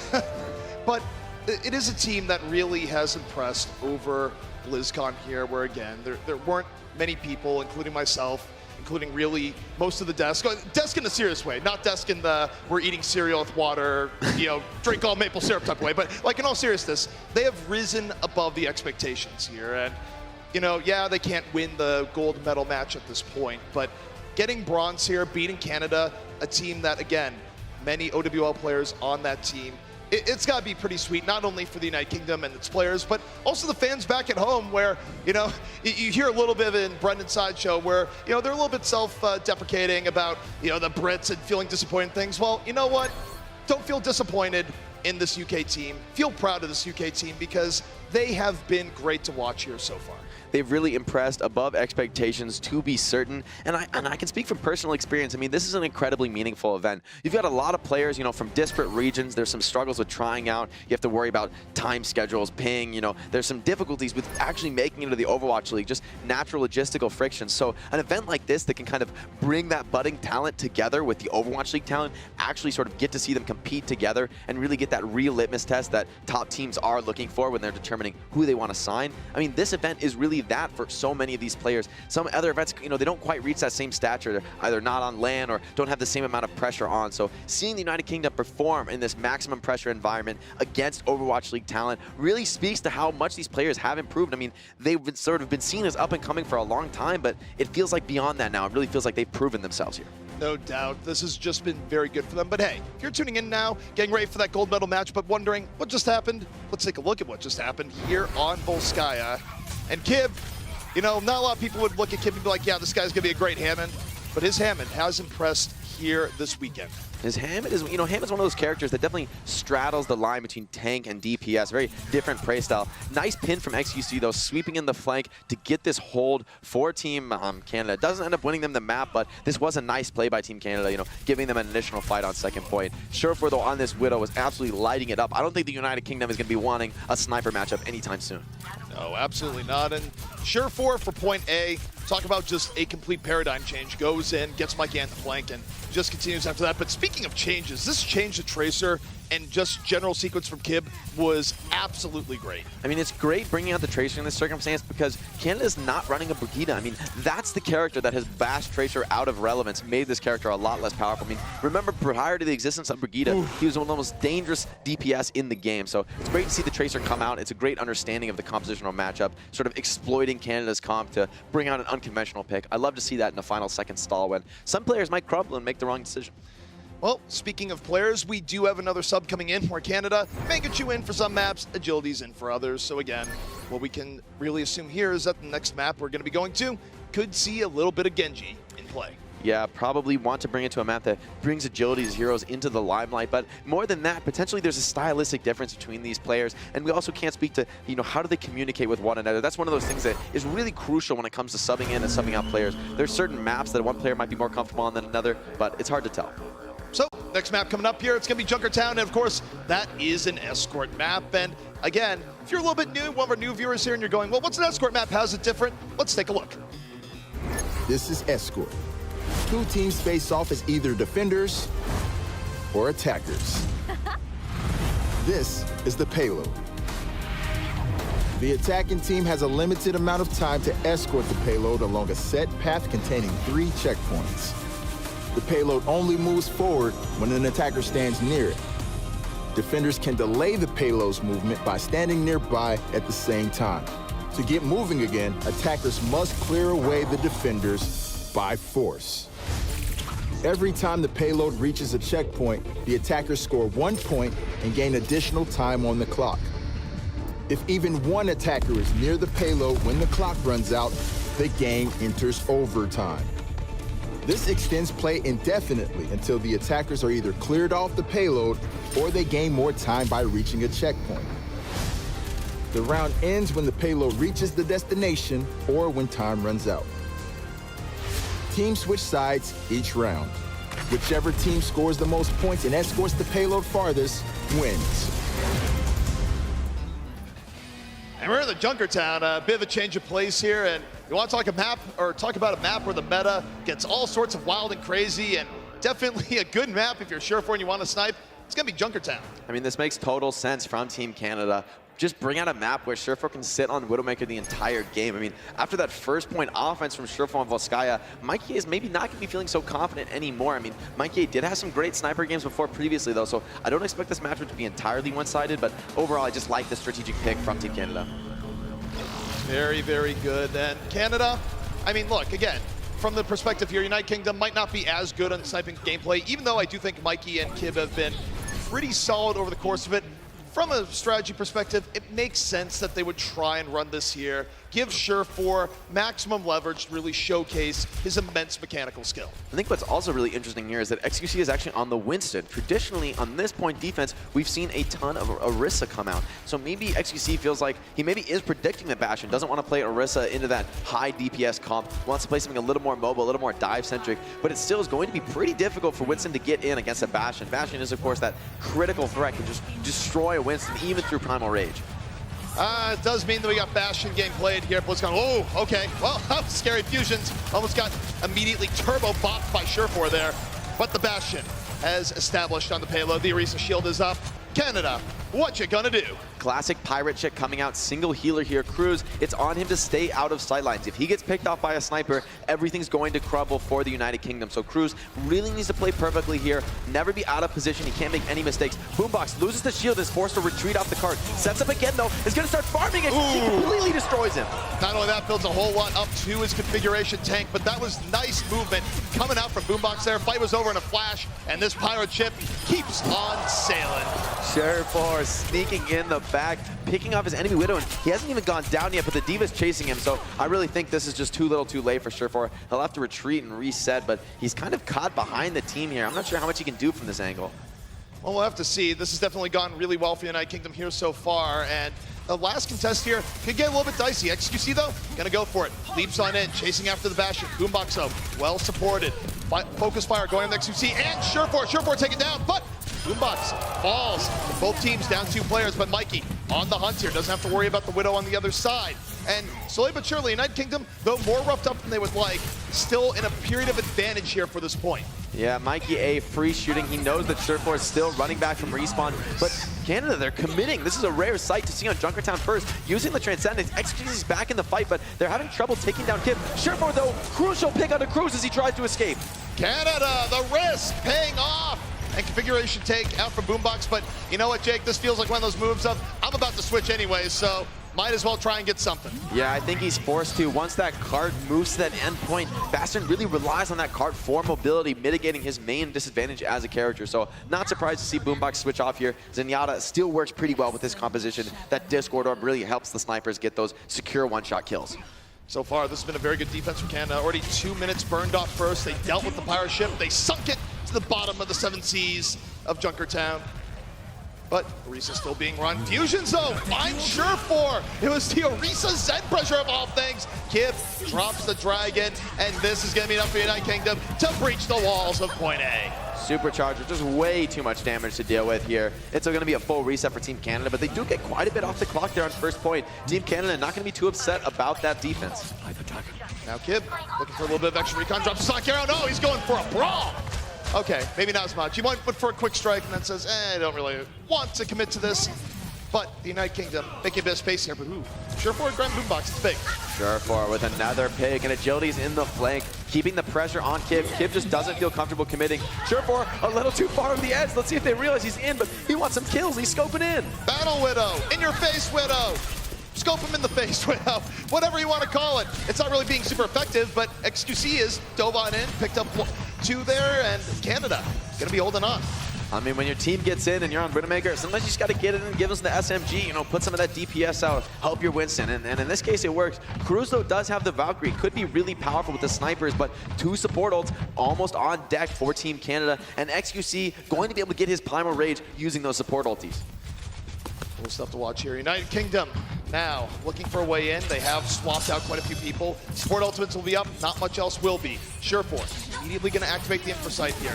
Not anything is going to be unknown to him as Canada holds on to the back, and it's an early Transcendence coming out here from Crimzo. Canada decides they want to take the fight. They punish Fusions, and it's actually working out. Yeah, Fusion's diving, getting that Transcendence force, and the Valkyrie does come out from the United Kingdom, so this is a very clean team fight for Team Canada, trading 1 for 1 on support ultimates. The defense is certainly going to be happy about that, and XQC taking so much heat there, that's just more ultimate for Crimzo to farm up again, so he's going to be on his road back to Transcendence. Kib makes the switch over to Hammond. They really need to shut down Sureforce, so I like this decision making. Just go Hammond, get in Sureforce's face, and stop letting him picking off your backline. He's just getting too much done on this Widowmaker. Only 2 minutes remaining here in Junkertown, and just getting the payload forward here is going to take up about another minute of that. So for defense, this has been very successful for Canada thus far. I will say, though, the Hammond coming out definitely makes things look a lot better for Team United Kingdom. I mean, it's a lot rougher to play Widow when you have that threat of the Hammond coming in. I mean, you see how deep United Kingdom can go. They're all the way on the other side of the map, and there's really not much the Canadians can do to punish them. Kib going to be looking to rotate around, but here's Agilities. He's on Hanzo, going to drop the Dragon right on down. It's Oh, no, it wasn't Ian. Not quite. Just trance, so nobody dies. Nice force by Agilities getting the trance out, and really no value from that for United Kingdom. United Kingdom just getting stalled out here. This has still been very good for Canada. Sureforce going to get the Infrasight up again. And again, as you like to mention a lot, it is a very powerful ultimate. It makes it hard to aggress on it. Kib going to do it anyways. Mikey drops EMP. Doesn't matter that they see him as he does it, but yeah, it's a very good reaction from Benny. Didn't get caught, drops the barrier right after, and the United Kingdom, though, still able to somehow make it work. Still, though, not enough for Team Canada. I think Crimzo was still returning from spawn, so lacking that Zenyatta damage in Discord, they aren't able to finish any frags. So Sureforce comes back on the Sombra. I like this pick much better against the Hammond than a Widowmaker, who's really just a liability. Agility's just switched to the Doomfist. The question is he going to make it on time for this fight? United Kingdom, they're looking really good about to close out this second point. Well, they're going for it, but this could just be Operation Feed United Kingdom ults. No, certainly has here early on, but XQC gets the Primal up in time. Buys a little bit of time, and gets blown right up. So, you know, the entire Operation Feed ults, that seems to be exactly what is going on here. That's sort of how it goes on Junkertown. Recontesting first and second point is really difficult because of those choky spawns that defenders have to come back through to just get to the card. And it ends up costing Team Canada quite a bit of ultimates to even attempt it. United Kingdom looking like they might want to start to snowball. Mikey A has that EMP almost ready to go far before Sureforce, so this could mean a clean initiation for the United Kingdom. The key here, though, for them is they need to win with as few ults as possible. We'll see just what happens here. Kid holding on to the minefield. United Kingdom going off that right side. Mikey healed up just in the nick of time. Was able to translocate out before things got super deadly. Kid, though, here comes the EMP from Mikey. Gonna drop the minefield in the back. Banny out of it. Agility zone found Mikey off the rebound. 4-on-4, but the minefield's providing so much cover for the payload as it moves forward. Frags going both ways, but both supports still alive for the United Kingdom, able to keep each other alive, and the limited numbers of Team Canada, they can't commit to the backline. XQC goes in, he wants to find that pickoff, but the supports are hiding in Banana, and Sureforce can't get the EMP just yet. Sureforce holding on to EMP. He has been good about flanking to the outside. Going to be looking for that once more, waiting for the rest of the team to dive on in. And it's going to be a little bit of a longer way. Canada still resetting. Sureforce going for it. Oh, it's on time! Nice Transcendence! Boombox sniffed it out, but it did force out the beat. Cruz thought it was going to hit when it didn't, so both support ults have been used for one EMP, and now Canada, a Transcendence of their own, going back the other way, and they use it to punish Fusion. So it still works out pretty well for Canada in the end. They're making the same error, United Kingdom, that almost lost them that last map, almost opened up the tie for Team Canada. Team Canada, they're more than happy to punish. That's so important, especially an ultimate like the sound barrier is just a critical ultimate for your team. You can't be using that and giving no value out of it, especially because Sureforce just been farming up his next EMP all this time. He's going to have it ready before anything's really coming out from the United Kingdom, and this is their last team fight. They've got to send a tank ult in just to touch point. Final 5 seconds here, Fusions well on his way. And as you say, he has Primal Rage real early. Didn't want to risk anything happening. Agilities to the skies, looking for Mikey A, forces to translocate, and oh, gets punished. Shield bash right in the face. 6 on 5, Surefour drops EMP, evening the odds. Self-destruct goes out, doesn't get much of anything. Specs looking for a rematch here, off on the other side, able to stay alive. Crimzo down, Specs though falls to turn, but United Kingdom getting the better of this fight. This Brigida is so impactful in this kind of team fight. When numbers drop low and you just can't quite burst down the Brigida, her AoE long-term heals are just too much value to get through. And now Mikey A has the EMP. This could be the explosive period that closes out the map, but Crimzo does have the Transcendence. Mikey A though, as soon as that Transcendence ends, he's gonna destroy Crimzo. Yeah, he waits it out, drops EMP. Yeah, he doesn't even look for it, and meanwhile the barrier comes out. A great barrier by Banny again, really mitigating the impact of that EMP. United Kingdom gonna use the Transcendence. They want to dive on in, but they've lost Mikey, they've lost Kim. Canada's fighting off back. This payload now looking to be defended here by Canada. The crowd is loving it. And point C, untaken. What a defense by Canada at the end. United Kingdom, unfortunately getting off the objective there, but there's really not much chance for them to win that team fight. Agilities picks up 2. Ultimates are starting to come out from Team Canada, so a great hold by them. Playing that whole map really well. I mean, I felt like those first initial, those commitments on first point, second point were really risky, but Team Canada, they sort of made them work. I mean, that first point, it was Surefour's insane snipe on Cruz trying to fly out of the sight line, just couldn't quite make it out. And that enabled them to get this major amount of time out of the bank for that first point. So Canada saying, you know what, we want to leave our odds open to force in map 5. It's a bronze medal match, but let's take this to the distance, and oh man. Look at that awareness from Crimzo. He knows that EMP is coming in. He preemptively backs away from his team with the last second of the Transcendence, utilizes that speed boost, and now because he's out of LOS, he's maintained his shields, the sound barrier gets on him, and that's really the beginning of the comeback for Team Canada. This is a major difference than allowing the United Kingdom to cap third. I mean, this is just a win condition for Team Canada. They don't have to play any overtime rounds. There's no uncertainty here. You know exactly how far you have to push to keep this series going. Now note, even though teams do usually finish Junkertown, that final point can be difficult to get through. First point can also be difficult to get through. And United Kingdom, they're going to get sneaky here, and this has been effective in the past, especially if you're worried about Bastion. Kib rolling out here on the Mei. Kib on the Mei strike, yeah, it does seem like that anti-Bastion technique, but will it actually work if Canada doesn't bring that Bastion to bear? I mean, Surefour is on the Bastion, but I don't see any Orisa, so it doesn't look like that's really going to be the commitment out of Team Canada. Hard to say while they're still in the spawn. Surefour, still thinking about it. Do you want to hop on out? Have they seen the Mei yet? Well, yep, now they've seen the Mei, but oh, they got a teleporter. We've gotten real sneaky up in this game. Canada looking to isolate, get on the point, using Spencer Port. Surefour works his way down. However, under pressure, the Mei, something you gotta respect here. Both teams looking for that key edge. Surefour gonna fall. United Kingdom able to dance their way around. United Kingdom playing that very smart and patient. They know the Bastion's above, but they don't worry about it. Nice ice wall, getting them a few more pickups potentially. Kib doing so much on this Mei. Very unconventional pick, but he's making it work. Bandy's on the high ground on the Mercy, but there's not much he can do. United Kingdom's doing a great job of staying alive. One away. It's like, oh, Surefour, you want to go and snipe us now? Have another ice wall. Doesn't matter if you're Bastion, doesn't matter if you're Widow. You are going to feel real frozen.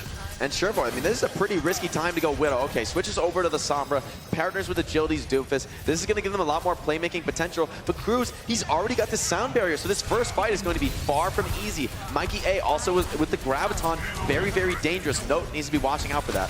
This is a crazy pocket start from the United Kingdom. Mikey does have the grab up here. I'm not even sure if Canada might realize it. You gotta look towards Mikey. They might be pinned in, but they can explode out with the grab in any moment. They gotta drop the grab. XQC's caught in it. Kib down, and the grab doesn't really do as much as they would like. Canada isn't punished by it. XQC certainly feeling pretty healthy right now. So healthy, he's gonna get angry. Primal Rage just beating up the Diva in this room.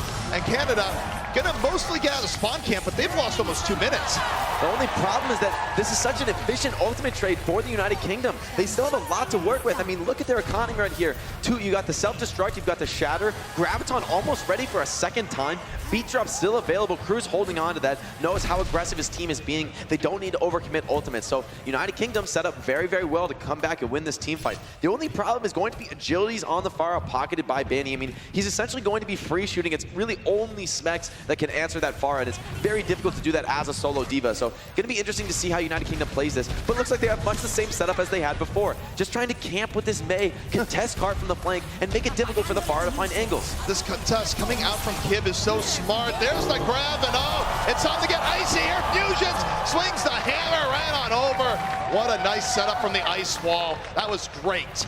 Surefour commits the EMP, but there's just too many corners in that room. It doesn't find everybody. Mikey still able to get his grab out, and now Kib has a Blizzard here. So if XQC tries to go in at all, if no commits his shift ability, it's going to be very easy for that Blizzard to just completely shut down Team Canada's tanks. This is so cheeky what we're seeing right now, where, yeah, is it a little, what some people call cheap? Sure. Is it effective? Absolutely. And Canada just struggling so hard to get on through. This is Tech the Steel. As we see it right now, Fusions, Earth Shatter up. And as you're worried about the Mei, you might not be worried about the hammer. Dioniso drops the barrage, deletes Kib and Mikey, and that is going to be one way to absolutely conquer this room. This is the major problem for playing out of a tiny corridor like that. Barrage is just a completely devastating ability, and they don't really have any way to stop the Fire from getting it, using it, and just destroying it. So it does buy them a ton of time off the clock. So in that sense, it's a major success. Watch how he cycles his cooldowns, keeps the card contested. Oh, and it needed. Wow, massive play by Note, keeping that alive.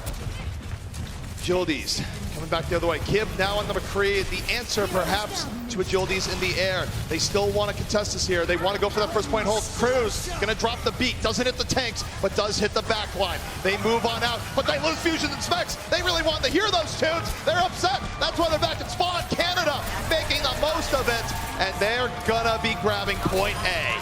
Valkyrie still an ultimate with an insanely high power level. XQC's Primal Rage splits off the backline, and there's no support for Smex and Fusion, so that mass damage boost coming out from Banny is just overwhelming for those tanks isolated on point, and it looks like Smex is getting caught out and staggered as well. There's no way he's getting out of this one, and this is a big opportunity. Canada can delay him for a long time, even though they're on the offense. And also, when you talk about opportunities, it's an opportunity for delay. Surefour needs to get a great EMP here for Canada to reclaim some momentum, because 2 minutes simply isn't that much. Yeah, they're going to reach last point and not have much time, even if they win every fight here. So it's got to be clinical from here on out. Team Canada, the pressure's not off yet. Surefour holding on to the EMP, waiting for the United Kingdom to head over. And now, just going on over, drops the EMP, and the follow through is there. Agilities with the barrage over the top. Gonna take down 2 immediately. XQC with the remaining cleanup, and Surefour quite good in the shot calling there. That's exactly the kind of team fight you want to land with EMP, and the problem for the United Kingdom is that they didn't contest Cart for so long that this is the last team fight. They're not gonna get a chance to recontest second point. Team Canada making a push for last point, and now they're gonna have more time than I expected to work with. We're gonna get another 90 seconds or so here, going up to a little under 3 minutes. And that is plenty of time here to bring this to the end. The payload on its own gonna take about a minute. Still gives them a solid 2 or so minutes to bring this through. Agilities, an answer must be found. Yeah, United Kingdom, they're really going to struggle to deal with Agilities. I mean, watch him. He's just completely vertically above the United Kingdom, and there's not much they can do about it. The Moira ult does come out. That is a good way to push Agilities back, but it doesn't last forever. Fusions, though, huge pin onto XQC, picks off that tank, and the doors are now closed. Things just got a lot better for the United Kingdom. Trap, you can't go out that way anymore. Oh, he's just like, well, looks behind him and goes, I'd really like to leave. It's like, no. Okay, thank you. And this is the kind of fight that actually starts looking really good for the United Kingdom. Although Team Canada does have 6 ultimates, it doesn't get much better than this in terms of breaking open a choke point. But at the same time, we know how dangerous that 3-3 setup is if it's aggressing into chokes. And the key here is Fusions. Can you land Earth Shadow before Surefour shuts down everyone in the back? Right now, he's looking towards Smex, not looking to the main group. Gonna be hacking Smex, moving on over, ready for the EMP. Barrage comes out even before the EMP, but Fusions is down, and it's working out just fine for Canada. A minute 44 left. Still a ways to go. This could come down to one final fight. Yeah, I think it will be that overtime contest. I mean, United Kingdom, they do have the time to get 2 good fights in. They can go challenge Cart, reset, and then do that final contest. So I'd expect to get that coming out from them. They need to get XQC's Primal Rage and no self-destruct out. I mean, you can't allow the enemy to be reaching the end of the map with all their tank ults intact. They're just too difficult to deal with when you're forced to stay on the cart. United Kingdom wants to end this now. They want to win the bronze medal right here and now. Smex goes so low, but goes so high. The barrier saving him. Cruz with phenomenal timing.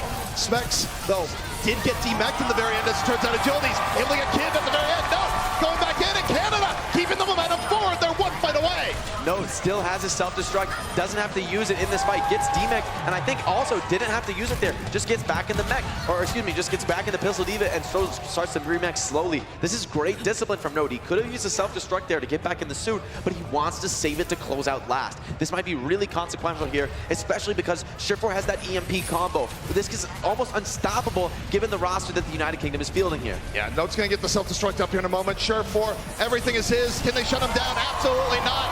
Drops the EMP. Fusions down. Canada, man advantage. Now they look to D-Mech Specs. They deal with the other tank Specs. Able to back away just a bit. Then you get, drops up to Agilities, moves in. It's a triple for Agilities. And Canada off that play. Moving on in. Map 5 headed right at ya.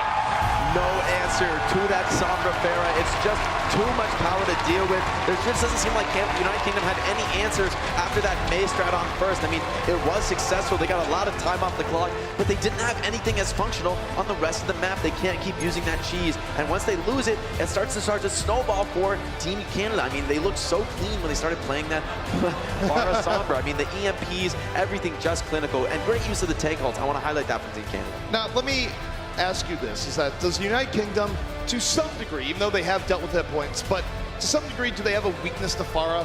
Because this is, of course, the other time today we've seen Pharah come in and, frankly, dominate the course of the match. But what's so interesting to me is that time and time again, when teams bring out the Pharah, they bring out the Sombra, we always see the United Kingdom switching over to that Roadhog, that Sombra of their own, you know, give yourself a little bit more answers, more threats, make the Pharah think about her positioning and keep her away more than anything, you know, keep her off your back, get away from your supports, because she's scared of the Sombra, she's scared of the Roadhog. But we didn't see that in that map, so I'd be surprised. I think maybe a bit of a slip up from the United Kingdom. Maybe I think if they do want to stick to a tankier setup, that Sombra, Kibbs, McCree, these have been effective choices for them. So I'm kind of surprised those didn't come out in the final fight. Yeah, I mean, I would almost attribute a little bit of that to the pure chaos of Junkertown, where it is a map that the meta gets wild and crazy. We did see some very cool Mei play, no pun intended, where, look, that's unique. Stall out the payload, buy some time. But I think you're right, is that as you get layered onto the map, consider swapping, especially with Agilities doing the work that he was doing. Yeah, I mean, it's understandable from the United Kingdom. We want to keep a pretty similar composition. You don't want to give up too much ultimate tempo, but they really have been making that Hog Sombra work against the Pharah. I mean, Pharah is a character that's very strong against Zarya. Of course, Zarya's left click is an incredibly high damage ability when she gets energy, but if Pharah's just up in the skybox, you won't be connecting any of that damage. So I'd be surprised if the United Kingdom doesn't start to bring that back out if Agility stays on this Pharah. Well, guys, let's take a look at those Map 4 highlights where there was definitely a lot to take a look back at. Good plays from both sides. Take a look here at Boombox. Fancy little position here on the Bastion, able to get out of the way and laying some damage all along. The halt from Fusions as well, keeping XQC in when he tries to jump away. There's no escape from the Bastion. Surefour, I love this cheeky snipe from behind. Waits for Mikey A to sit still, takes the guaranteed pick, and did quite a good job distracting, I might add, enabling Canada to get this crazy overtime hold. Really nice stuff coming in. Also, Agilities. Oof. Drops it. Instant two-piece. This is an incredibly important fight to win the defense there. Fusions, though, this grab was so important. Canada tried to overextend into that room off the back of the EMP, but the grab was so much bigger. But the Nano Barrage is just an absurd amount of DPS. Yeah, it was quite good. You see Agilities still moving in. More rockets on the way. And, I mean, that was just a show from there on out. Agilities, rocket after rocket, set up by Surefour, and it was just solid. And I want to go back to the way Team Canada is playing around Agility's Pharah. You know, traditionally, Pharah's been a character that's suffered a lot, especially as Widowmaker became a dominant character. You know, it's so risky to even peek and spam. But I think it highlights also how this new change to Pharah has made her a lot more versatile. She's, you know, she's lacking some of what she had before. She's not quite the long-range spammer that she once was. But your ability to get in, get aggressive, and actually decide what you're trying to focus. I mean, the old Pharah, you had a lot of indecision. It was about, well, maybe I should just go for splash damage, try and get that ultimate ready, you know, not worry about actually getting any pickoffs. New Pharah is very pickoff intensive. So for a player like Agilities that's known for those quick flicks, those aggressive plays, the lower cooldown on the concussion mine can be really important. It's certainly a factor, but you know what also is a factor for ways of good and bad? That's right. We're going to throw it to the desk for more analysis, or so they say. Maybe more cereal. Who knows? Well, the good news is I ate all the Lucio O's, so they're gone. But yes, welcome back to the desk, everybody. Players are going to be taking a break here, and we are going to Game 5. And you love to see that one, especially for a matchup like the bronze medal match. Volskaya and Junkertown did not disappoint. So let's break down what we've seen thus far, because there have been some great moments throughout this game. Who wants to go first? Who I think wants to go? Me? Can I go? No, I was Can I already go? in there, Jonathan. Sorry. Sorry, pal. I think what impresses me most about Team UK on Volskaya, we'll see if you agree in a second, is that it allows them to showcase the different compositions that they've been working with. They play a lot of triple tank, but then they play the dive triple tank, where they're playing with the Diva, Winston, and the Hammond as well. And then they also have this double sniper. And the way that the map is structured allows them to play all three in a way that they seem very comfortable with. And you don't really get that depth on a lot of the other maps. They sometimes look a little out of their depth. But on Volskaya, they seem to have it really not locked down. Yeah, sure. I'll give you that when United Kingdom decides to swap up composition, etc., it seems like they have more things in the playbook, so to speak. But I think overall, Canada is looking like the better team right now. Because when we go to Junkertown, to Blizzard World, etc., when there's more flanks and more high ground to utilize, it seems like Canada is playing a better game overall. So they don't necessarily have the depth when it comes to playing different control maps, assault maps, etc. But I think Canada is looking like the better team. And it makes me excited to see what we're going to get in Game 5, because if it is a map with a lot of high ground, a lot of verticality, or a lot of flanks, I think that Canada, sure, for XQC, they can utilize that to their strength and maybe overcome United Kingdom. I was just going to say, Junkertown was such an intelligent map pick from Canada's perspective, right? Because you're looking at Team UK as a team, and whenever you've seen them in the past playing these Orisa compositions, they've never really played them to their fullest potential. They seem to struggle a little bit, right? On a carry on the Reinhardt or on the Winston or something like that. So Junkertown has always been a map where you really just see a lot of Orisa gameplay, and you could see Team UK kind of struggling to get it together in a certain aspect. It's also a very snowballing map, you know, and we saw Canada, they really did excel in punishing a lot of the mistakes of Team UK. Having said that, beautiful hold with the Mei on point A. I thought that was a really cool strat, actually. That was really cool. I mean, you know, but ultimately they were able to break out of that, and this is the situation we find ourselves in. Going to Game 5. Let's send it back to the casters. You see, I told you, we can do analysis. Kind of. Told you. You know, you think that's a good thing, right? But we just partnered with Kellogg's. No maple syrup, no cereal in play. We're supposed to be the avatars of breakfast, and you guys are ruining it.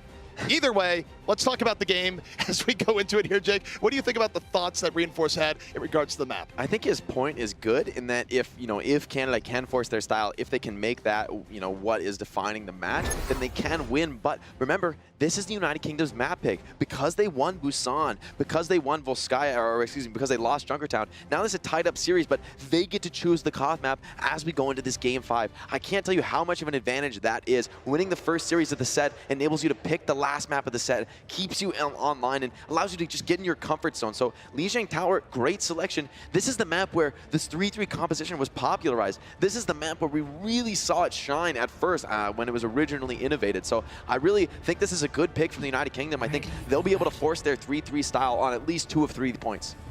Would not surprise me in the least, especially, of course, as you get the Control Center, where Control Center favored crazy take and support play before it was in vogue, before the word GOATs was ever uttered. Certainly, and it looks like right now the United Kingdom is at least telegraphing this triple support pocket on a McCree with dive taste. So this is a comp that we saw Team China run to great success against Team Canada. So United Kingdom maybe looking to capitalize on that. Of course, Gardens is the worst stage for the 3-3 on Lijiang Tower. So it makes a lot of sense to see the McCree come out, and it's good prediction because Agilities is on the farm. Mikey A, Michael Adams on the McCree. Of course, anytime you empower McCree like this, you put a lot of pressure on that McCree to hit the shots. And Agilities, he doesn't want any part of this. He goes, McCree, let's just go GOATs. I was talking with United Kingdom about this comp, though, and they've said to me that this comp is designed, this McCree comp is designed to force your opponent onto the GOAT setup, force them into that 3-3 match, and then they just take the mirror, and they're so comfortable with it. So Canada, they've got to win this team fight. They just switched to the counter. They've got to make it work. Well, they get rid of fusions immediately, so I'd say right now they're maybe making it work. Nope, though. Gonna lose his mech, so still potentially winnable here for the United Kingdom, even though it's not ideal. But you lose Mikey. When you lose to McCree, that is the power behind this composition. You're just not going to be able to bring it back. It was Crimson that found him, and Canada going to be taking first control. And you got to think, swaps are coming in for the United Kingdom, and there it is. This shows how important that quick thinking is for Team Canada. If they're just 1 or 2 seconds slower to make that call, go back to spawn, swap new comp, if they make this call just 1 or 2 seconds slower, this could be the difference of about 20% on the objective time. United Kingdom almost got that first flip but now it's Canada in full control of the objective. Although this mirror match, I think, is going to favor the United Kingdom. Fusion's going to be very powerful in this enclosed space, but Jody's getting aggressive, getting right into his face. Rallies on in, goes forward, swings that rocket flail. And that's certainly going to be about Canada taking the initiative and then some, bringing it right to the United Kingdom. Although Fusion staying alive with the Transcendence eventually is going to get poked down. XQC making the Winston work in these enclosed spaces. That cleave is so deadly, and he's got a Primal Rage to work with. So many ults built up for the side of Team Canada. Boombox getting nothing out of his Transcendence except only feeding more ultimates to Team Canada. United Kingdom probably would have liked to have gotten more from that. They are in a hole from getting counter-comped early on, but Fusions does have that shatter. The struggle, though, is that they have to cross these tight bridges just to make it to point, and XQC has his Primal Rage. Note has his Self-Destruct. These zoning ultimates are so difficult to deal with. That environmental pit is so dangerous. Ooh, it's a big shatter. Fusion's instantly bursted, though. Yeah, Fusion's going to give his life for that shatter. Cruz, though, dropping the beat. Doesn't hit Boombox, and Boombox, well, true to his name, you would have liked a few tunes. He's taken down immediately. Note Self-Destruct, doing the rest of the work. And Canada, 70% to 0. Canada with a really strong lead here on Guardians, and they still have 3 support ults to work with. That might just buy them the time if they have the proper cycling to get another tank ult set going. I mean, they used all 3 tank ults to win that last fight, but maybe, I mean, if there's any hope for the United Kingdom, they do have that grab self-destruct combo. We've seen how deadly it can be. Even support ults are not always enough. Now we see the dive coming in from Canada, again being aggressive right into the white room.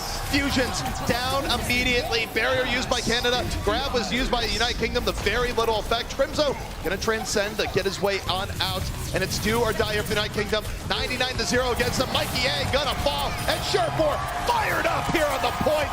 That's gonna be Canada taking round 1. They're 1 round away from a medal. Surefour looking totally unstoppable once he switches onto the Zarya.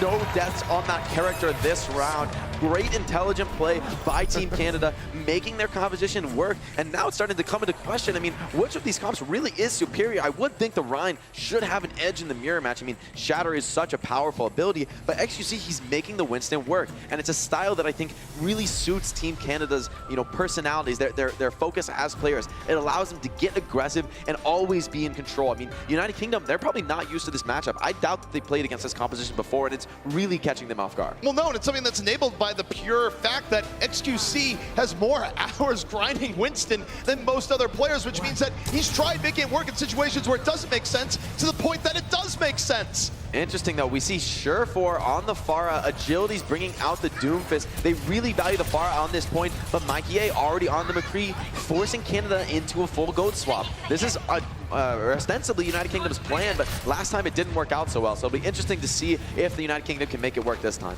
Well, you do have Mikey A back on that McCree. United Kingdom working with a bit of a positioning edge, but the point still very much in contest. Fusions gonna leap on over. Cleave damage coming on in. Agility's finding Kibble, and Canada getting it started again. When you lose Brigitte that early, Jake, you really can't bring the fight back. It feels like, United Kingdom, they're really getting punished quickly for this McCree pick. I mean, Surefour on the Zarya just does so much more damage. His utility is so much higher because he can just protect his tanks. Bubble makes such a ridiculous difference in that diva on diva, Winston on Winston engagement. And Surefour, 80 energy, just destroying them with these right clicks.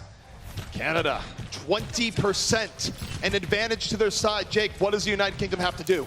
Well, they're switching over to the classic 3-3 GOAT setup, so at this point, it's all about proving themselves. Fusions, he needs to keep bringing that heat that we've seen all tournament long, but this time, he's got a Winston opposing him instead of the Rhine. It's going to require outsmarting rather than outplaying. XQC more than willing to go in and get some cleave damage, 71% to the Primal Rage. Canada now backing up a bit, very smart on the gauge and backing off. United Kingdom spooked, they back off the other way. Now it's 44-0, and now we go into the next fight. We're not gonna wait much longer. They're gonna move in, Transcendence on both sides, but Kib is down again. He wasn't caught in time. Kib picked off during the trance. That's a critical error for the United Kingdom. They're trying to retreat with their lives, but it's not working so well. XQC's got the Primal. He's keeping them in, bashing them around in this tight corridor. Gets pinned, but doesn't care, going for more. Canada to fight minutes away from earning a medal here at BlizzCon in the Overwatch arena. It might even be just one. They're looking hot as fire right now, and Surefour has that grab. And you don't need a pro player's experience to tell who has the momentum on this control map. It's Team Canada in total control with their innovative Winston triple tank composition. Surefour's got the grab, Note's got the self-destruct. I feel like I've seen this movie before. Smex, it's really all on you. You've got to eat the grab, or Surefour's got to miss it, and I don't see that latter case happening. Surefour, he's so good, but you might have just cursed him here. Let's see what he does. The defensive matrix in his face, but you look at Surefour, such patience. Barrier coming up. He's waiting on the grab and goes for the safe option. No, self-destruct, looking for it. Haven't seen this movie before. Cruz goes down. Canada on their way to a medal. They just need a little bit more overtime ticking down, and Canada has done it. Team Canada, so impressive. We saw the same things from them last year. Inventive compositions, things that I'd never seen before, things that I didn't believe in. But Canada proving that they work, proving that it's possible. Such impressive stuff coming out across the board, playing those compositions to perfection. That takes innovation and intelligence, and I really respect Team Canada here. I mean, getting that third place result here and beating some really impressive teams along the way, they have to be proud of this result. Think about the mental rebound. When we saw Canada come out here, we were talking amongst ourselves, and we kind of thought that Canada looked a little bit dejected because they had just gotten eliminated from gold medal contention. But they picked themselves up, even after a slow start. They didn't give up, and in front of fans that could not be more hype, they have brought a medal home. And this is the power of the Overwatch World Cup. You know, even just after suffering a defeat, getting right back into the next match, I mean, that's when you need the fans the most. That's when that passion, the energy of the crowd really is inspiring and really brings you up to new heights. I mean, that's something I can speak to on experience for sure. Well, guys, I'm sad to say for me and Jake, we have been with you on this World Cup journey all around the world. We couldn't be happier here to end it at BlizzCon. It has been a joy.